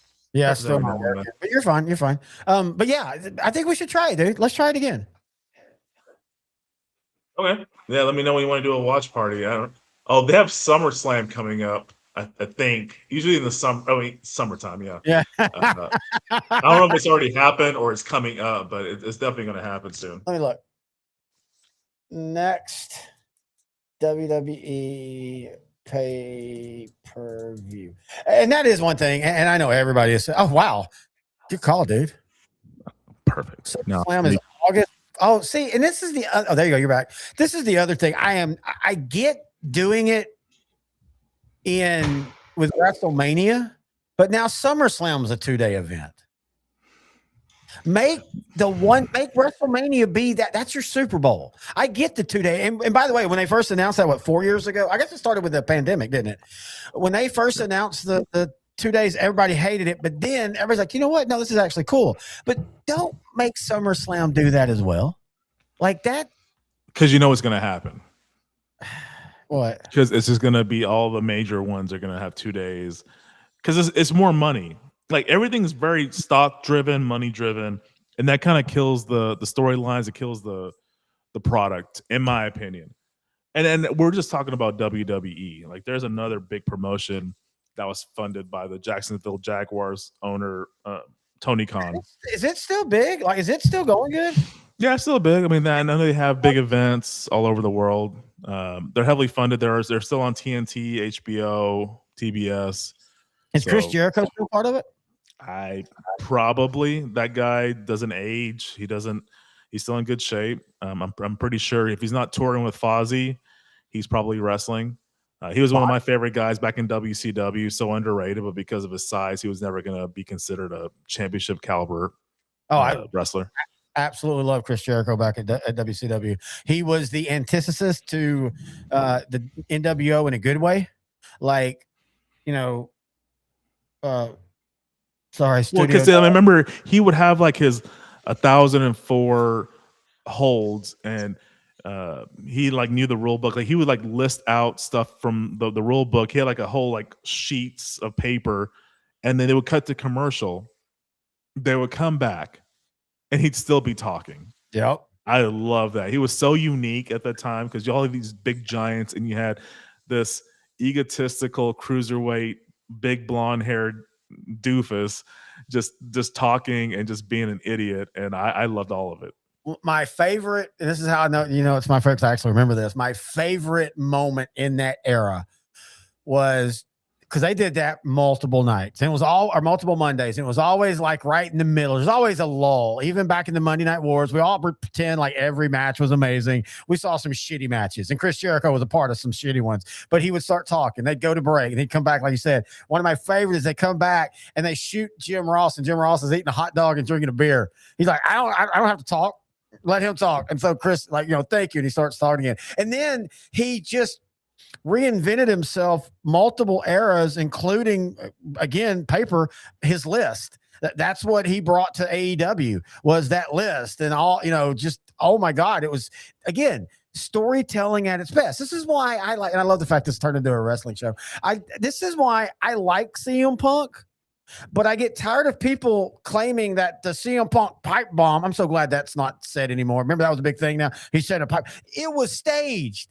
They all act like WWE did not know what CM Punk was going to say. But I appreciate that for one moment in the 2010s, enough people thought it was real. That tells it was the you perfect. Right? No, go ahead. I'm sorry. No, I'm just saying that it still shows, like you said, if you just can turn off the mind and enjoy the moment, like that was awesome. Even though I knew it was a work, like you could tell it was a work, but it was well done. They would have stopped him. They would have turned off his microphone. Yeah, they would turn off the microphone if he was saying something controversial. They probably told him whenever you say this, then we'll turn off your microphone. Then you complain. Because I remember I've watched it several times. Yeah, CM Punk wrestler, WWE did independent tours or whatever. He was frustrated. They brought real life stuff into this, but he said, "Hey, look, I got 3 weeks left. I'm gonna probably leave." And they're like, "Okay, just say what you want to say. We want to make things right with you." And he said what he wanted to say. Like he kind of told them exactly what he wanted to say. And they said, okay, you can say this. And then when you get to this point, we're going to cut your mic off. Yeah, for effect. Not because we necessarily have a problem with what you're saying, but for effect. Yeah. He's a great speaker. And he's so counterculture to everything WWE. So it worked. He was mentioning people in other organizations in Japan, like good friends, like his old friend, now bitter enemy, Colt Cabana. Like he was referencing all stuff that you never hear in WWE. So it was refreshing, and that's why people thought it was real, because it's something that you never really heard in the WWE. I've said this before. I know we have so much shit. We always do anyway. I would love for us to start a look back at the Monday Night Wars show, me and you just talking, because I lived it. And it's funny because we're saying part of the problem now is we know how the sausage was made, but that's what made that era so fun. That was the first time the internet had stories, and you started having these, and we didn't even call them podcasts. And I always laugh when people think podcasts started with Apple. I was doing a radio show, or an internet show before podcasts. We called them webisodes, radio web, just whatever. But you started having like Jim Cornette and those from the 80s coming on, and you learned what shooting meant, and you learned what kayfabe was, and you learned all that. And it's funny because now I think it has ruined wrestling, but back then it was so fascinating to hear the stories of Michael Hayes and Kerry Von Erich, supposed to be hated, got seen in a Shreveport, Louisiana cafe, and some kid broke down crying because he thought Kerry Von Erich had went bad because he didn't really, he didn't know it was fake. He didn't know they were best friends. And so I love that, but I do think that does hurt wrestling now. It can, yeah. It does, but it's just up to the audience. If you suspend your disbelief, watch it for the entertainment it is. If it's well done, it's, again, the best form of entertainment outside of NFL. And by the way, I know he gets more people than us, but there's 12,000 people there. Thanks for staying on. Yeah. Apparently, they're all wrestling fans. I guess so. Go to Wrestling with Regret. That's a W and a W. He has great historical stuff, including movies. And that is one of my go-tos, is watching him review Sting's movies and all these other bad wrestling movies. Now, he used to be real big into independent and stuff. I don't pretend to go to his channel a lot. I don't think he really talked. Like, he used to do like every Tuesday he did a Monday Night Raw like recap, and every Thursday. I don't think he does that anymore.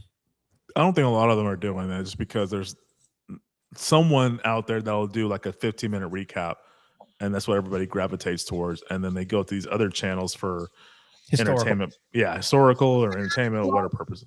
England? Huh? What's the guy that you liked from England? That guy? Oh, Adam Blampier.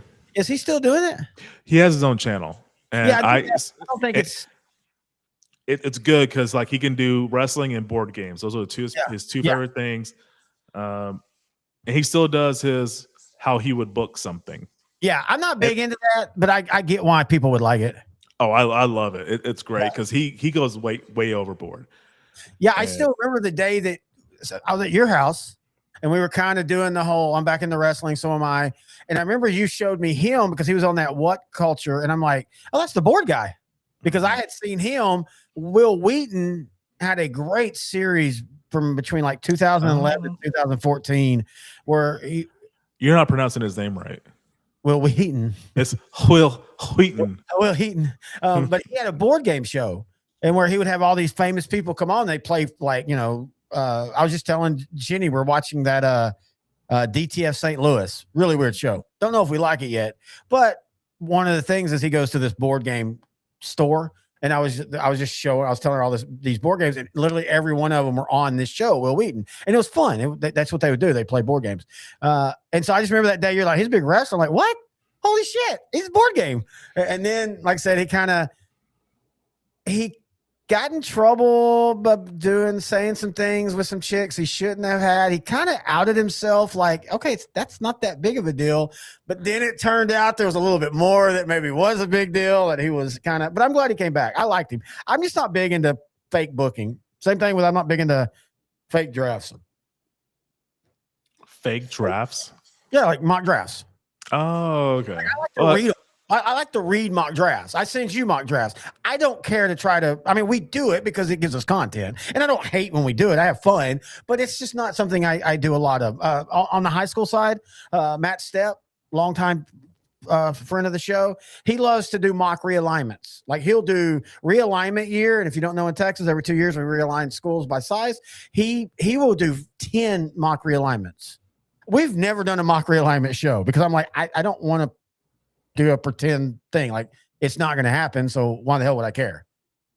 That is a lot of research to do, especially in the state of Texas. There's 6 classes? 6 classes, 300 per class. Oh my God. Average, not 100% down. 254 actually back. God bless him, because I could not do that. Oh no, he's great at it, I love reading them. And like I said, I send you mock drafts, cowboy mock drafts. Hell, they will do a mock draft here in a couple weeks for next year, and I'll send it to you. I just like to do that. I just don't want to be a part of it.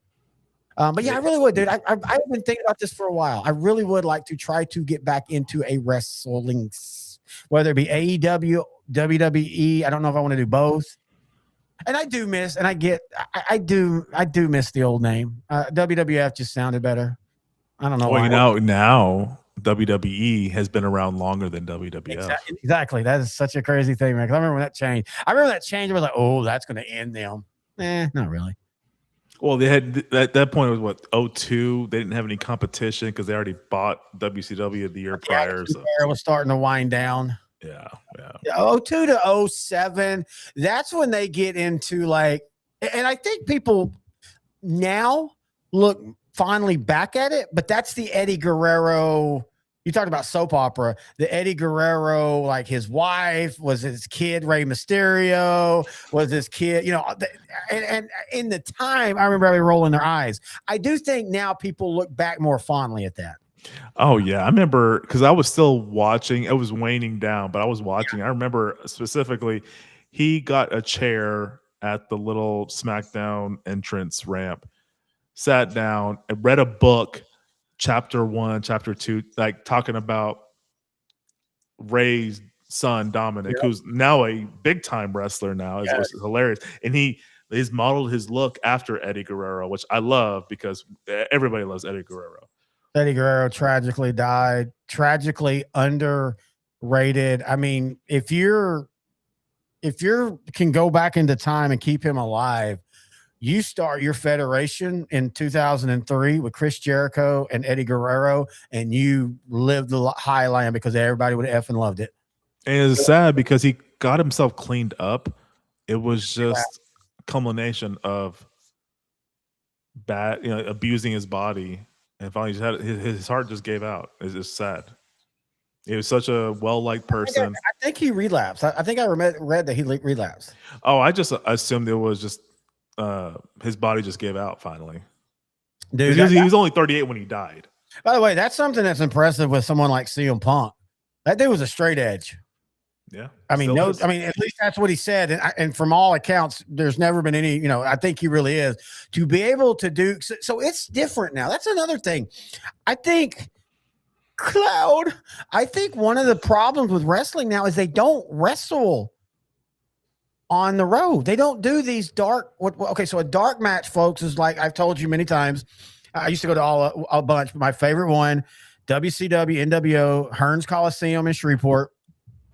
So whatever happened on these things didn't always count. They weren't canon, or they were extremely canon. Like on a Sunday, you would watch and see Kerry Von Erich beat Ric Flair for the title in Texas. And I mean, everybody from the back, even the bad guys come out and they put Kerry on his shoulders and, oh my God, this is holy crap. And then the next day he'd lose it in 5 seconds to Ric Flair in a house match. And you used to have these magazines that would tell you these matches. That's like I can't think of the guy's name that created the 5-star, 4-star matches. Meltzer, Doug or Dave Meltzer. Yeah, Dave Meltzer. So he had a magazine, and I got that weekly. Like I asked my parents for 3 things: Sports Illustrated, so I could see the bikinis, Sporting News, and the Wrestling Mag. And that was the 3 things they always got me. And yeah, I mean, it was so cool to see these dark matches. And they don't do that anymore. You don't see them going to Dallas just to have matches. It's going to be on Monday night, Thursday night, or on a pay-per-view. Yeah, I never went to. So I went to one dark match. Oh well, no, one show, like house show, because up until about 2015, 16, that was how they made most of their money. Yep. Because that's why they would travel so often. Now they only have to appear for live shows because now it's like they get these advertising deals. Do they have any road shows anymore? Like they'll do for like special events. Well, yeah, like Saudi Arabia. We don't especially Saudi Arabia, or if they go overseas to Europe, they're not going to do everything. They're going to spend 2 or 3 weeks because they're going to pack every arena. They're going to overcharge, but people are going to pay because it's hard for them to get to watch wrestling there. and they just watch it on TV. So to watch it there, there's gonna be a premium. So they make buku money out there, and especially Saudi Arabia. That billions of dollar deal they made with them years ago. Yeah, they don't do any road shows anymore outside of, like you said, special. It was like a Madison Square Garden. That'd be a special one. And look, I'm happy for the wrestlers physically, because again, what people don't understand is all these shows recorded on certain nights. So let's go to 1998, because that's when I went and saw WCW. So in 1998, they were on Monday Night Nitro in Atlanta. They were the only ones at that time. They eventually moved around, but for the most part, they stayed on Monday night in one spot. WWE or WWF at the time was always kind of bouncing around. Like they were in Dallas, they were that, but again, same thing. So on Monday, they were on WWE or on Nitro live in Atlanta. On Tuesday night, we were watching them in Hearns Coliseum in Shreveport with no cameras. And again, two of the funniest things I ever saw. One, a guy gets into the ring to fuck with everybody. Everybody beats his ass. And then Luther gets back on Luger. I said Luther. He gets back on where he was on the ground, because they were doing the traditional, throw him into the ropes, clothesline him, jump over him, and they just redid the jump. And then the other one was same moment or same thing. About 10 minutes later, they're all talking shit to each other. The Giant had just turned. I cannot remember. I wish I remember what Sting said, but he said something that even the Giant said, because he was right next to us. We had aisle seat. He literally said, "Okay, that was fucking funny." And I don't know why, that always just made me laugh, because the Giant's like, "All right, that was fucking funny. He got me there." But I miss the road shows. I think, and again, I'm glad the wrestlers don't have to do that because they get hurt. But I think that hurts the chemistry of the matches. Like, so again, going back to Kerry Von Erich and Ric Flair would wrestle on a Friday in Dallas and another Friday in Dallas on TV, Sportatorium. They always recorded on Friday. They showed it on Saturdays and Sundays. But then they would go around Texas that whole week wrestling every night. And so they had this ability to work together. You could see it, especially when you go, okay, wrestling's fake, and then you rewatch those matches. That's one of the 80s matches I am so enthralled with, because they're either really, really good or really, really bad. And you can see the good ones. You can see where they knew how. Jimmy Snuka and Ric Flair, those were famous matches, because they could go an hour just making everything look great. I would have loved to have seen that. I always know about like the Ricky Steamboat and Flair matches. Thank you. Same thing. Actually, him and Snuka. So Snuka was Steamboat before Steamboat. And then when Snuka had gotten kind of older and a little bit of murder and everybody was kind of scared of him, they brought Ricky Steamboat to kind of be the exact same guy. And Ricky and Ric Flair had this famous 3 matches over 3 pay-per-views, and they were so epic. They were so epic you didn't care who won, even though you had your allegiances going into the match. Yeah. God damn, man, I want to watch wrestling. Fuck. Do we have like other 90s NFL teams we need to talk about? Because we went on a 30-minute tangent about wrestling. It's something we don't really even watch anymore. All right, we're gonna rank. Here's the number 3. Oh, so we do. Yeah, we did the Cowboys, 93. Yeah. We didn't have to do all of it. Again, if you're, I love everybody here, but God, some of y'all say shit. We ranked all these, and we did a good job on a lot of them. Just some of them we never gave a number. Like the Rams, we didn't put. In fact, like I forgot until I pulled up the list. I'm like, we had the Rams higher than I thought. I thought we had them at 9. But no, let's go to. We'll go to the number 3 best WWE. No, okay. The number 3 90s Super Bowl winning team. The one I hate the most, 1994 San Francisco. God damn, do I hate you, but I respect you. They were fun to watch, man. They were fun to watch. Now that's all in, because the San Francisco 49ers in 1990. All in. We're all in with. Yeah. I mean, honestly, the 1994 San Francisco 49ers were all in because they got all the free agents, kind of like what the 96 Packers did, but on steroids. They got Charles Mann. They got Ricky Jackson from the Saints. They got who would eventually be the Defensive Player of the Year, Deion Sanders.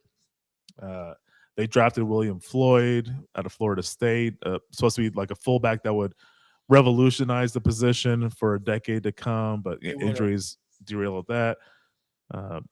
That still had Ricky Waters. It was his last season with the 49ers. Steve Young won an MVP again. It was such a great constructed team, and they were specifically designed to beat the Cowboys. Yep. And look, Charles Mann, Richard Ditt, he's the one I always forget.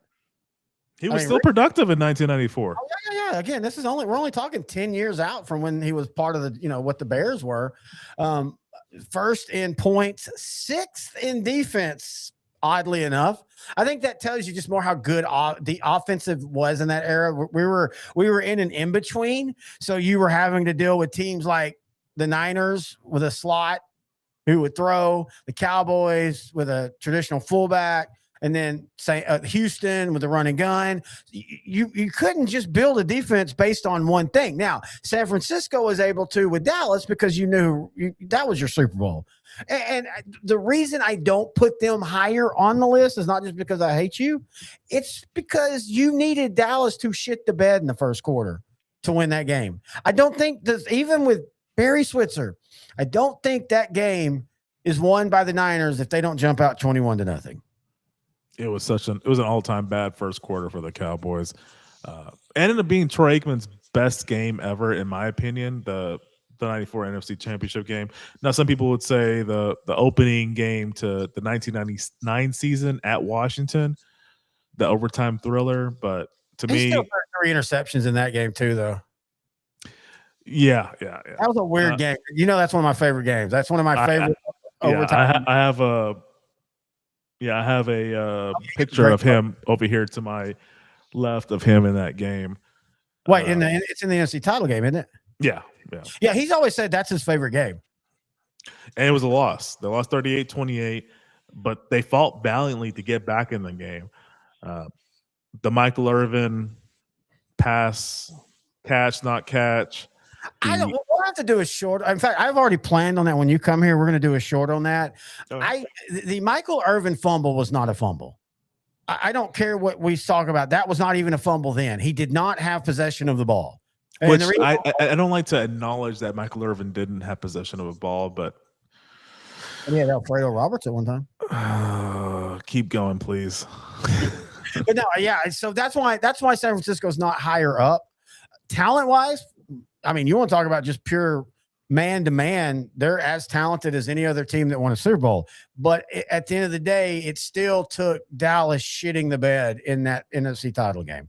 It still took Dallas just not for 30 minutes, just not playing well. And then after that, it was, I've told you this story before. I think I said it on the air. I love the guy that I'm talking about actually lives in my town that I live in now randomly.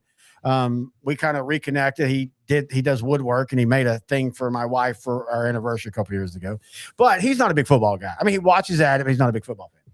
So I went with him to a friend's to watch those two, the AFC title game with the Chargers and the NFC title game. I was the biggest dick because I was so mad. And I was just yelling at the TV, just, you know how it was. And man, I wish I could meet these people to this day and be like, I am so sorry. I know you. I've asked him and he's like, I don't remember. I'm like, okay, good. Because I was a big dick. Like I felt bad. Like, you have those moments you just feel bad about. That was one of them. And I blame them calling a fumble on Michael Irvin. Justifiably so. You lived through some of the better times of the Cowboys. And then you lived through the 89 season of the Cowboys where they won the 15, new owner, new coach. So I can understand where you saw the lowest of lows.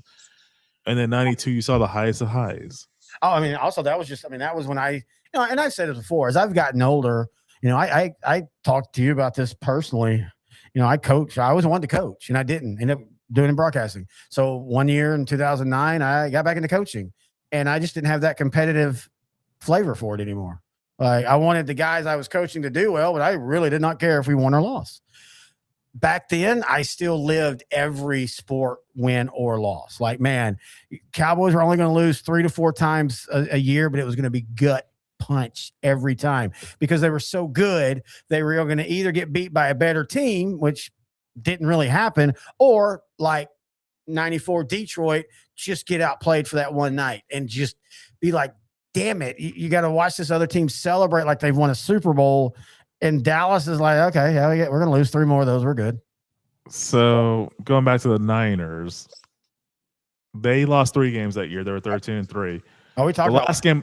Yeah, the last game of the season was Minnesota. Minnesota needed the win to win the division and get into the playoffs. Young played like 3 or 4 snaps just to get the QBR record or pass completion. It was some record he was going for. Anyway, lost earlier in the season to the Chiefs. That was a good quality loss. Former 49er quarterback Joe Montana versus the current one in Young. It was penned in as like the game of the year. Dude, that was look. So, and the other one we talked about, but we'll talk about again. 2 of their 3 losses had everybody questioning what the Niners were. Yeah, that's how important and how good and how looking back, I would have loved the Cowboys to have won 3 in a row, be the first team to do it. I would have loved that. But I also like the fact that 94 Niners won because of Steve Young, Gary Plummer, Tim McDonald, Charles Mann. Even though Charles Mann and Richard Dent had won Super Bowls on other teams, Tim Harris, that's another one we forgot about. Tim Harris came back out of nowhere that year. I love that they won that Super Bowl because if they don't win that Super Bowl, and I know they don't go back again, but I feel like that team just gets completely tore down. They would. It was all in. It was all or nothing at that point because they all in. Hey, and you make a good point because in 1997 they did the same thing, lost in the NFC title game to the Packers. They made it back to the playoffs in 98, but then they just imploded after that. In 99, Young gets concussed by Aeneas Williams, a Hall of Fame cornerback for the Cardinals. He has to retire. And they have a bad year in 99, 2000, and they finally come back in 2001, but they're just good enough to make the playoffs. And it's just a random because they found a quarterback in Jeff Garcia that, kind of like Dallas finding Romo. Nobody wants to talk about if it wasn't for Romo, Dallas was about to be the Cleveland Browns of quarterbacks. Oh, my gosh. Do we have to talk about Tony Romo? Huh? Oh, yeah. I forgot. I totally forgot about that was the one story we should have started off this podcast with that.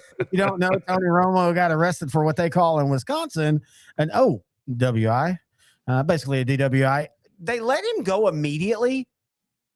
And so I was reading, there's some this is something I think he might be able to fight because apparently they don't let you go immediately if he didn't have to post bond. And so I guess there's some maybe he wasn't, they thought something was wrong, but they couldn't prove it. So they just asked him to get off the roads. We'll see. My mom thinks he's going to be fired. My mom also just hates anything that's Dallas. I think it's again. Do you want to go to your dad's safe? I'm not going to Eric Bieniemy, my mom. Get that gun and take care of the problem. Chris Berman called him. Who? Eric sleeping with the Bieniemy. Oh yeah, no. Eric, my favorite Bieniemy. I think he switched it because I remember sleeping with because that was a big movie in the 90s, Sleeping with the Enemy. But anyway, I don't think he gets fired. I think if it happens in September, yeah, he probably does. I think they're going to be fine with it. All right, so let me tell you my theories because OWI, operating while intoxicated. Mm-hmm. It was 2 theories. Oh, okay. I know what you're going with. I want this theory to be so true. First, it's in Wisconsin. I'm going to say that one because I'm thinking North. Big into hockey. Romo had a couple of beers, went on a Zamboni at a hockey rink, and just started playing around there. But he was acting like a dumbass, and they arrested him for that. My other theory is he just got drunk playing golf because he's a pretty good golfer. I think that's exactly what happened. And he was just driving his, little buggy all around the place. Oh, you think he might have just been in the buggy sitting by the lake? Pissing in the lake. Whatever it is, I bet it's a good story. No one's hurt, which that's why we can joke about it. But I guess that's kind of hypocritical because I was already joking about the Eric Bieniemy son shooting his wife. The Bieniemy. Romo has oddly, for a guy who was the quarterback for the most famous team in the NFL, I don't think anybody can argue that, whether you like them or not. Everybody that doesn't know football still knows who the Dallas Cowboys are. We literally just watched something the other day together where there was a random reference to the Dallas Cowboys. He's talking about it was a bad guy and he's a fan of the Cowboys, and we just laughed. He was that. Then he's the #1 NFL guy on CBS. Yet we don't really know a lot about his private life after the whole Jessica Simpson Mexico thing. I mean, we know who he dated, but you don't see pictures of him out and about like that kind of thing. Yeah, I know he dated that Crawford's sister. They got married. They got kids. He's kind of living like a more subdued personal life. Didn't he date also the other blonde, the singer from that did the NBC Open? Jesus take the bullshit. Wasn't Pink? Oh, Carrie Underwood. Yeah, didn't he date Carrie Underwood too? Probably. I don't know. He was the man for a few years there. With that hat backwards, how the hell he getting that tang with that hat backwards? That's not serious. Yeah, we'll have to do shorts one day about the over bullshit of the Cabo trip and how that became such a weird thing. Cowboy fans, pink cowboy jersey became very popular in 07. Also, famously, NFL Network's commercial, the Romosexuals, the fantasy football where she's crying.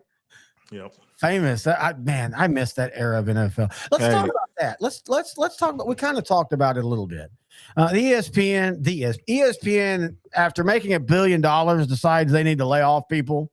I understand this, folks. This was simply these people make more money. And so we're going to bring in younger people that'll do the same thing that everybody will start to like. And then when they're starting to make more money, we'll get rid of them and we'll bring in other people. Now, in saying that, I do think, and I hate saying this as a white guy, I think Ryan Clark gets too racial at times. I have no problem with him seeing everything through the lens of race. That is a valid thing. But I also think you have to acknowledge that, okay, if you're going to see everything through that lens, sometimes you're seeing things that aren't really there. And I do think that hurt him. They hurt him for a reason. Oh, yeah. One, he's very knowledgeable about the sport because he played the sport. He was a great player for Washington, Pittsburgh. I'm pretty sure other teams. Those are the two teams I know he's synonymous with. You know what his weakness was? Wasn't it like sickle cell anemia? Yeah, sickle cell. Yeah, because he in Denver. Yeah. Tim Tebow. Yeah, I remember the 2011 playoffs. Denver led by pretty terrible second-year quarterback Tim Tebow. Probable playoff win, except for Brock Dieter against the Cowboys. Upsets the defending AFC champion Pittsburgh Steelers in Mile High. I think they were 8-8 that season in 2011. Won 5 of their last 7 or something like that. Something like that. Yeah. He throws a pass to Demaryius Thomas. Rest in peace. Demaryius. Hall of Famer. Yeah. I think he's a Hall of Famer. Not because he passed, but because he had such a great career. With Tim Tebow, with Peyton Manning, with Brock Osweiler, like he had great stats without just getting it with Peyton Manning. Well, one of the things you and I have talked about that everybody remembers 2013 and 14 Peyton Manning, deservedly so. 2015 Peyton Manning, it was shit. He had a new alarm. Yeah, and to Brock Osweiler's credit, like he took advantage of that and parlayed that into a big contract with the Texans. When Houston did that, nobody thought it was funny. I remember going, shit, Houston just got the real deal. Like, I thought he was going to be the guy. I really did. And I would love to have seen him maybe with a different situation there. I feel like he didn't really get a good chance. Again, Houston Texans quarterback situation is weird historically. I agree. Yeah, Matt Schaub was the best quarterback for a long time. He probably still is the best quarterback. I mean, we're debatable. CJ Stroud, but we're only basing off his rookie year because rookie year was his best year, unfortunately. But anyway, let's go back to the ESPN layoffs. ESPN is committed to just paying because the ESPN NFL Network merger. They have to get rid of some talent. It's just be duplication at that point. Yeah, and that's I get that point, but like getting rid of goats like Carl Ravitch, Ryan Clark was great. I liked him. No, I liked him a lot. Charles Davis. No, Charles Davis is one I'm sad about. He was great. He A lot does of people love color. him. Yeah. He should get a job again. He is one of the most in-depth, like explains the schemes, everything that's about to happen, everything that did happen without like I thought Tony Romo did that really good in year one, but then Tony Romo has gotten kind of full of himself. Like he does, like you can tell when he's proud of what he's saying. Davis is doing it like a coach. He's just showing like you don't know football, so let me explain this for you. And I love his voice. I love his flow. Like he always gets what he wants in before the next. I think he's very underrated. I highly agree, and a lot of people that love the sport also agree. ESPN is just committed to paying McAfee his $60 million a year that he shares with his team, but they're not going to tell him to edit anything of his show. He runs it unedited, and then Stephen A. Smith. Those two guys are the big consistents for ESPN because those are the ones that they're the bread and butter. Well, when did they just put him on a show together? That break the ESPN internet. Now, here's the funniest thing, folks. Right. We're going to go until we lose people. We still got 200,000. The thing is, the day-to-day views are not big. I promise you. They weren't back in the day. Yeah, we all have memories of watching SportsCenter in 2002 for 4 hours before we went to class or before we went to work and all. But I guarantee you, as someone who's behind the scenes in college and stuff and saw ratings, they weren't getting millions and millions of people. It's just the ones that we all have that same view. We all end up in the same group together. So we talk about it. They don't get big views now. What gets them big views is the sound bites. The what we do. That's literally why we recorded a whole show on the 90s Super Bowl. I'm going to hold that back till Super Bowl week, and I'm just going to keep dropping these shorts because we get more value. We get more money if we're dropping a great 30-second clip over a 2-hour show. ESPN has figured that out, folks. So again, they pay these people till they reach a certain line, and they say, you're good. We paid you too much. We're going to get somebody younger. They're going to do the same thing. Now, I was listening to, again, Bill Simmons. Apparently, Carl Ravage was kind of like, hey, if y'all want to lay somebody off, like, I'm kind of good. Like, I've been here. Like, I've made my money. So I think he kind of stepped into the firing line on that. And I loved him. Just a very consummate professional from those SportsCenter eras. Yeah, he was very consistent. I mean, I loved him. Charlie Sheen, which I think he's covering the Dodgers now. No, Charlie Sheen. It was a guy kind of bigger with glasses and a beard, brown hair. Are you talking about the dude that was laughing? Yeah. The video of him just like he couldn't stop laughing. Let me see if I can find him. God. Dodgers. Yeah, he was play-by-play. Steiner. Charlie Steiner. Thank you. Charlie Steiner. Goddamn. Charlie Sheen. God, I'm such an idiot. He was a Yankees guy forever. Broadcast. Okay.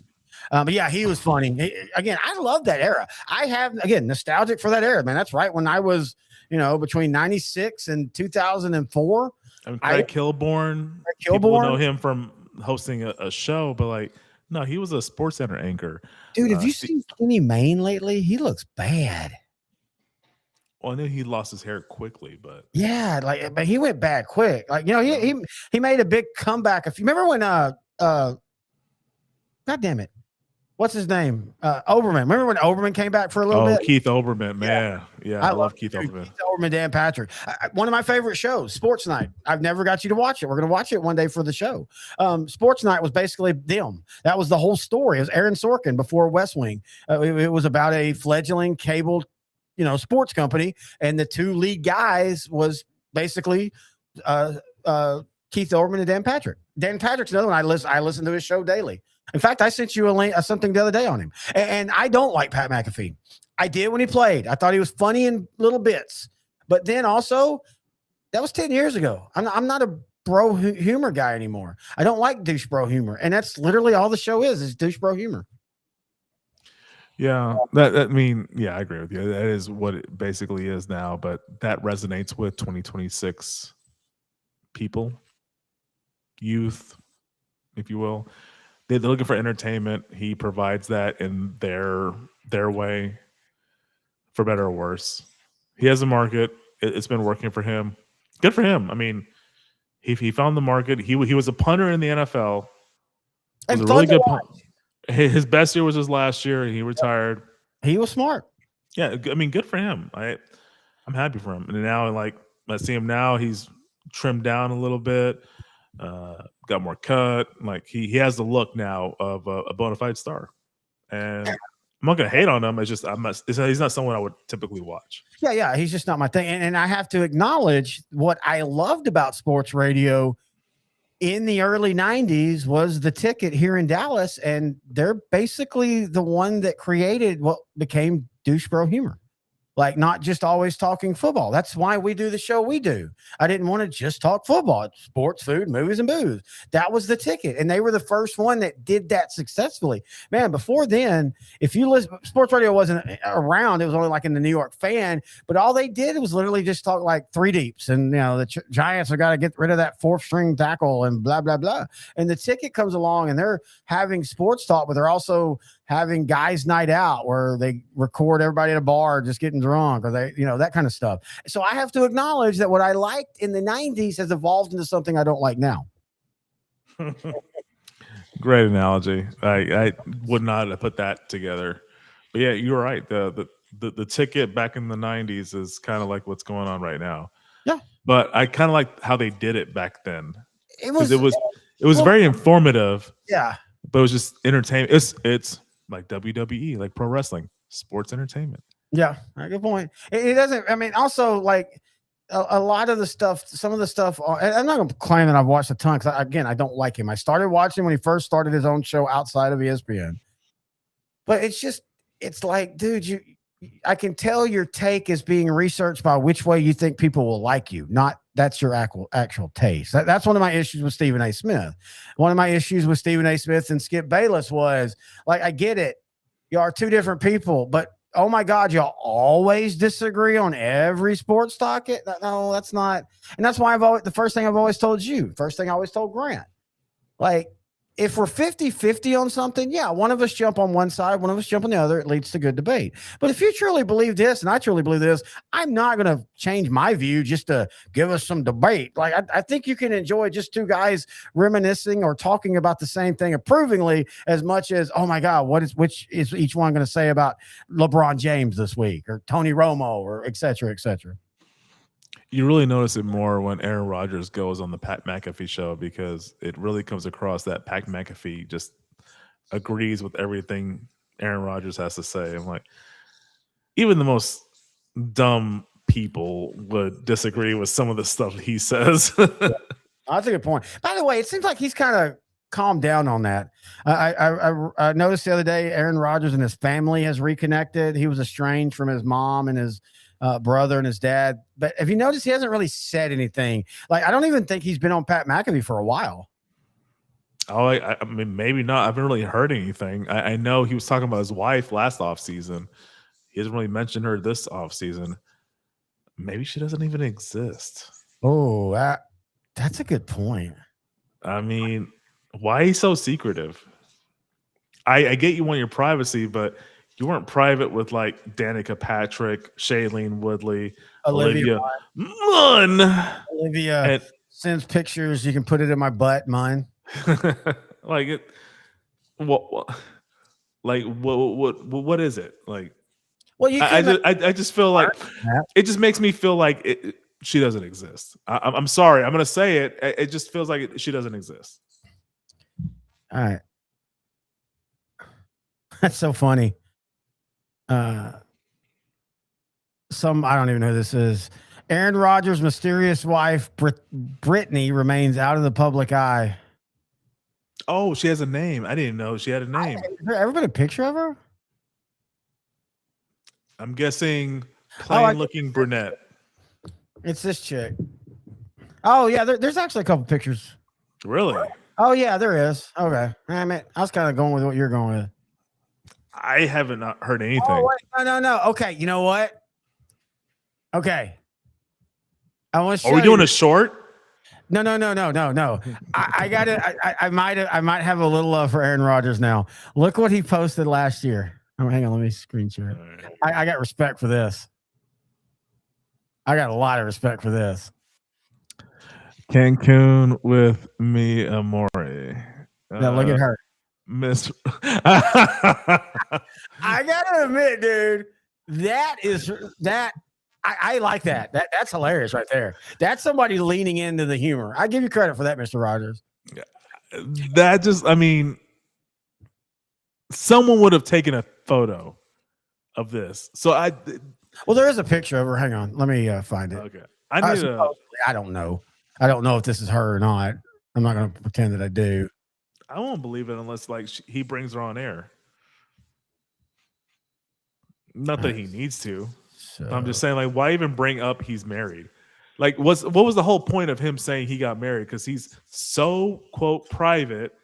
Why even bring up that he's even married? maybe because people were. What, questioning anything? He had dated some attractive women in his career, and during his lifetime, like it doesn't matter. Like he could just be a bachelor. Apparently, that's her. Aaron Rodgers secretly tied the knot with girlfriend Brittany with an I a couple of months ago before confirming it. Okay, I guess. I mean, she's attractive. Okay, Yeah, I don't know how much I believe that, but okay. But you could make the case that him having the high profile relationships that didn't work made him go, okay. And I will say this, reading some things, I guess, like how, and this is one of the things that we respect about Pittsburgh, how they do things. Apparently he just loved the anonymity. Like, he just got to be quarterback. And so he really, like, a lot of the like I was just reading an article about it. Like a lot of the players were calling him, hey, we want you back. Like, when he was, would he be back, would he not? Apparently, he just loved playing in Pittsburgh because it's the one place that's kind of like Green Bay where he could just play football. He didn't have to have, like, what are you doing this week? Who are you with? And all that kind of stuff. So maybe he's changed. For his credit, I mean, yeah, I hope he has. I did too. I always liked him. I mean, I like Brett Favre too, and look what he turned out to be. I hope Aaron Rodgers isn't that bad. I don't think Rodgers is going to defraud the government and siphon money that should be going to people and kids that really need the money to, his betterment. I know who he married. He married. He married. What's his name? Notre Dame linebacker's girlfriend. Manti Te'o. 2012. That was when we all found out what catfishing was. A blind. Actually, when they finally did that show. It was like the coffee, the McDonald's coffee. You know that story, right? Everybody made fun of it. That was used for years as why we have frivolous lawsuits. And then when you actually listen to the woman and she basically had a vagina fused to her leg, it burned her so bad. It's the same thing with him and the catfish. Everybody laughed about it until you heard the story. And it was an intricate freaking scam. And it was real. And he just, he bought into it. You can't. There was still a lot of stupidity on Manti Te'o's part. Naive. I'll say naivety, not stupidity. Naive. Didn't understand how the internet worked. Hadn't watched the show Catfish, which is a really good show, by the way. But yeah, that's who Aaron Rodgers. Was he like a Mormon going to the university of a Catholic school? But yeah, and I remember in the documentary, Teo said, like, her not being able to see me worked out for me because I was, playing football and I couldn't get away. And so her not being able to hang out didn't ring bells for me because I wouldn't have been able to hang out. So I get it now. I mean, yeah, again, he was still naive, but I get how he was naive. It wasn't as stupid as we thought in the moment. No, it was pretty stupid. Wow. You're so all right. You got anything else you want to talk about? Nothing news wise, but do we have any other 90s Super Bowl champions we need to go back over? Let's see. I think we did all the ones I wanted to get. 99. And I'm not even sure the ones we just redid were better than the original ones we did. No, they were because we talked rankings. They really were. We talked. Okay. All right, here we go. We'll do this one. Number 9 best team in the 90s to win a Super Bowl. The end of a dynasty, the 95 Dallas Cowboys. Now, there is a lot about this team that was some of their best. Aikman, 3,000 yards, 16 touchdowns. Michael Irvin had his best season of his career, 111 receptions, 1,603 yards. He broke the record for most 100-yard games. But also, this team was frustratingly inconsistent, getting destroyed by San Francisco. The 4th and 2 with the Eagles, that's its own show in of itself. But they get into the playoffs, they get on a roll, they end up winning the Super Bowl. It all worked out. This was the year they relied on all those stars: Michael Irvin, Emmitt Smith, Troy Aikman. One of the best years of Jay Novacek, the All-Pro tight end, who may probably never be in the Hall of Fame, but he should get some consideration. Mm-hmm. Deion Sanders gets traded during the season. Well, he They had signed. they got signed. No, not traded. Excuse me, signed. It's not. They had such a great start to the season, and they had a great finish. It was an in between that was just meh.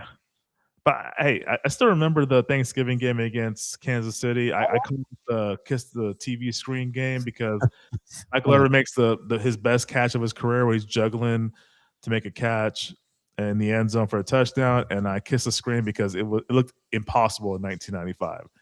So I kissed my 32-inch TV at my parents' and house, and they ended up winning a great game against a team in the Chiefs. We thought we would see them in the Super Bowl in a rematch. Yep. They might not have had the offensive firepower, but they had the running game, the offensive line, the defense to match the Cowboys, and they clawed back in that game, and the Cowboys just prevailed. Yep. But it was so many good moments of the Cowboys in 95, but there's so many bad moments of the Cowboys in 95. And it kind of played out. The season of the Cowboys in 95 played out really well in the Super Bowl. Mm-hmm. Dominated to start. They allowed an inferior team to claw their way back. And then by sheer luck, we get 2 gimme interceptions to Larry Brown right in the breadbasket to seal the win. That Super Bowl, I just thought about it now. I can't even believe I just thought about it. That Super Bowl encapsulated the 95 Cowboys. I've said that many times to you. And I did not listen to any of those times. Yeah. You had one of the most famous onside kicks. Why they're not higher is simply, we talked about why 94 Niners aren't higher is because they needed a break. 95 Cowboys don't win a Super Bowl if San Francisco's in the title game, NFC title game. At that point, the worm had turned and Dallas had the complex of we can't beat San Francisco. That's a good point because 49ers lost in the divisional round to the Packers, which is a monumental step for the Packers in 95, which indirectly catapulted them in 96 to win the Super Bowl. Yeah. 49ers were like them and the Cowboys were the teams of the early 90s. You beat one of those teams, you're destined for greatness. Packers did that in 95. Almost did it to the Cowboys in the NFC title game in 95. Barely lost. But yeah, it was I can see why the 95 Niners weren't considered in that because they were kind of like a streaky team, and the Packers in 95 they had that team. They lost Sterling Sharp, now Hall of Famer, but had a great year from Robert Brooks and Freeman. Antonio Freeman to me was more like 96 and forward, but like 95 again because I played Madden 97. They go off the stats from 95, so Robert Brooks is highly rated in that game. Levens. Yeah, and I was kind of funny because like Robert Brooks gets hurt early in 97 or in 96, so they turn to Antonio Freeman out of necessity. They still have Edgar Bennett at running back, but then they had to turn to Dorsey Levens as well. And they had so many weapons back in the day. Charlotte, Andre Rison, Shimura, Keith Jack. Yeah, a plethora. And they couldn't even they could barely even score a touchdown on a Monday night game against the Cowboys. That's why I say that the 90s were all about teams that didn't quite, even though they had success, didn't quite reach what they should have. And I think Green Bay is probably the number one at that. They should have won more Super Bowls. The late 90s, and when we did the 95 Cowboys season, I talked about this. Like, man, when they won in 96, I was like, holy crap, they might win 3 in a row. They might become the team of the 90s because they're so young. It's so weird. Both, man, the Super Bowl, the two or the 3 teams that had runs, being the Cowboys, the Broncos, and the Packers. The Broncos were old and young. The Cowboys were young, and then the Packers were like in between that because they had a bunch of, like we said, Sean Jones and people like that they had signed over. And man, I just remember thinking, man, Green Bay might win 3 or 4 in a row, and then they just petered out. Yeah, because in my opinion, the 97 Packers were better than the 96 Packers that won the Super Bowl. I agree. 100% agree. And then 98, that was a great team too. They just lost a heartbreaking game on the road against San Francisco. And they were only on the road because they were in the same division as an all-time great team in the 98 Vikings. Yep. 15-1. We talked about them. So, you talk about the Niners and the Packers, man, they had a run. I had posted one of our shorts about the 93, and somebody said that the Cowboys Niners, that era was the greatest rivalry run. I think it's up there. I don't know if it's the best because, man, you've got some great ones. You got like the Niners and Seahawks during the Legion of Boom and the Michael Crabtree era. You've got, oddly enough, the late 90s, the Broncos in Jacksonville. But, man, Cowboys and Niners, I think that is the only rivalry that I saw growing up or as an adult that you go, okay, whoever wins that wins the Super Bowl. Well, especially in the 94 season for sure. And the 93 season, but you had a formidable opponent in the Buffalo Bills. But yeah, definitely 94. Yeah, you figured the NFC title game was the Super Bowl. All right. I think we're done, man. Great show. Thank you for everybody that's been listening. Yeah. No comments other than Minnesota sneaky long championship drought, but hey, we'll go for it. Hey, sometimes I like when y'all talk, sometimes I don't. I know what I'm doing. I'm gonna fucking go to bed. I am so I am hungover, mouth sore. I just want to go to bed. Mouth sore? Yeah, my mouth. Told you, my tooth. Oh yeah, you did. Yeah. Yeah, it's been hurting. When we said mouth sore, I thought I went another. No, that was you at this pool the other day when we saw. Oh, we didn't talk about seeing Mel Renfro. Oh, that was awesome. We need to do a short on that. Yeah, we will. I actually planned on. I just forgot. Look, I wanted to go talk to him, but I like the fact we didn't. I like to. I respect these people. Well, like I was waiting for Jenny to like let those drinks sit in. Sorry, studio wife. I'm sorry. I was like, hey, studio wife, you should go talk to him. it did seem like his wife was wanting us to. Yeah. Just kept talking about, who that is, right? And I remember, like I said, it's like, okay, he looks familiar. I will say it was a little weird seeing a guy who played for the Cowboys in the 70s wearing a Dallas Cowboys t-shirt like that. That was not weird in a bad way. That's not what I would think any former player would actually wear. Yeah, because like, hey, look at me. Look who I am. Yeah. And then he doubled down and also had the Pro Football Hall of Fame hat. I respect that. That's pretty cool. Just want to remind everybody, motherfuckers. All right, man. That's going to do it for this show. We're going to be getting together Friday. Now, this won't come out immediately, but we're going to record. We're going to watch all 11 episodes of Playmakers on Friday. It's about 8 hours, and we're going to record it in one show.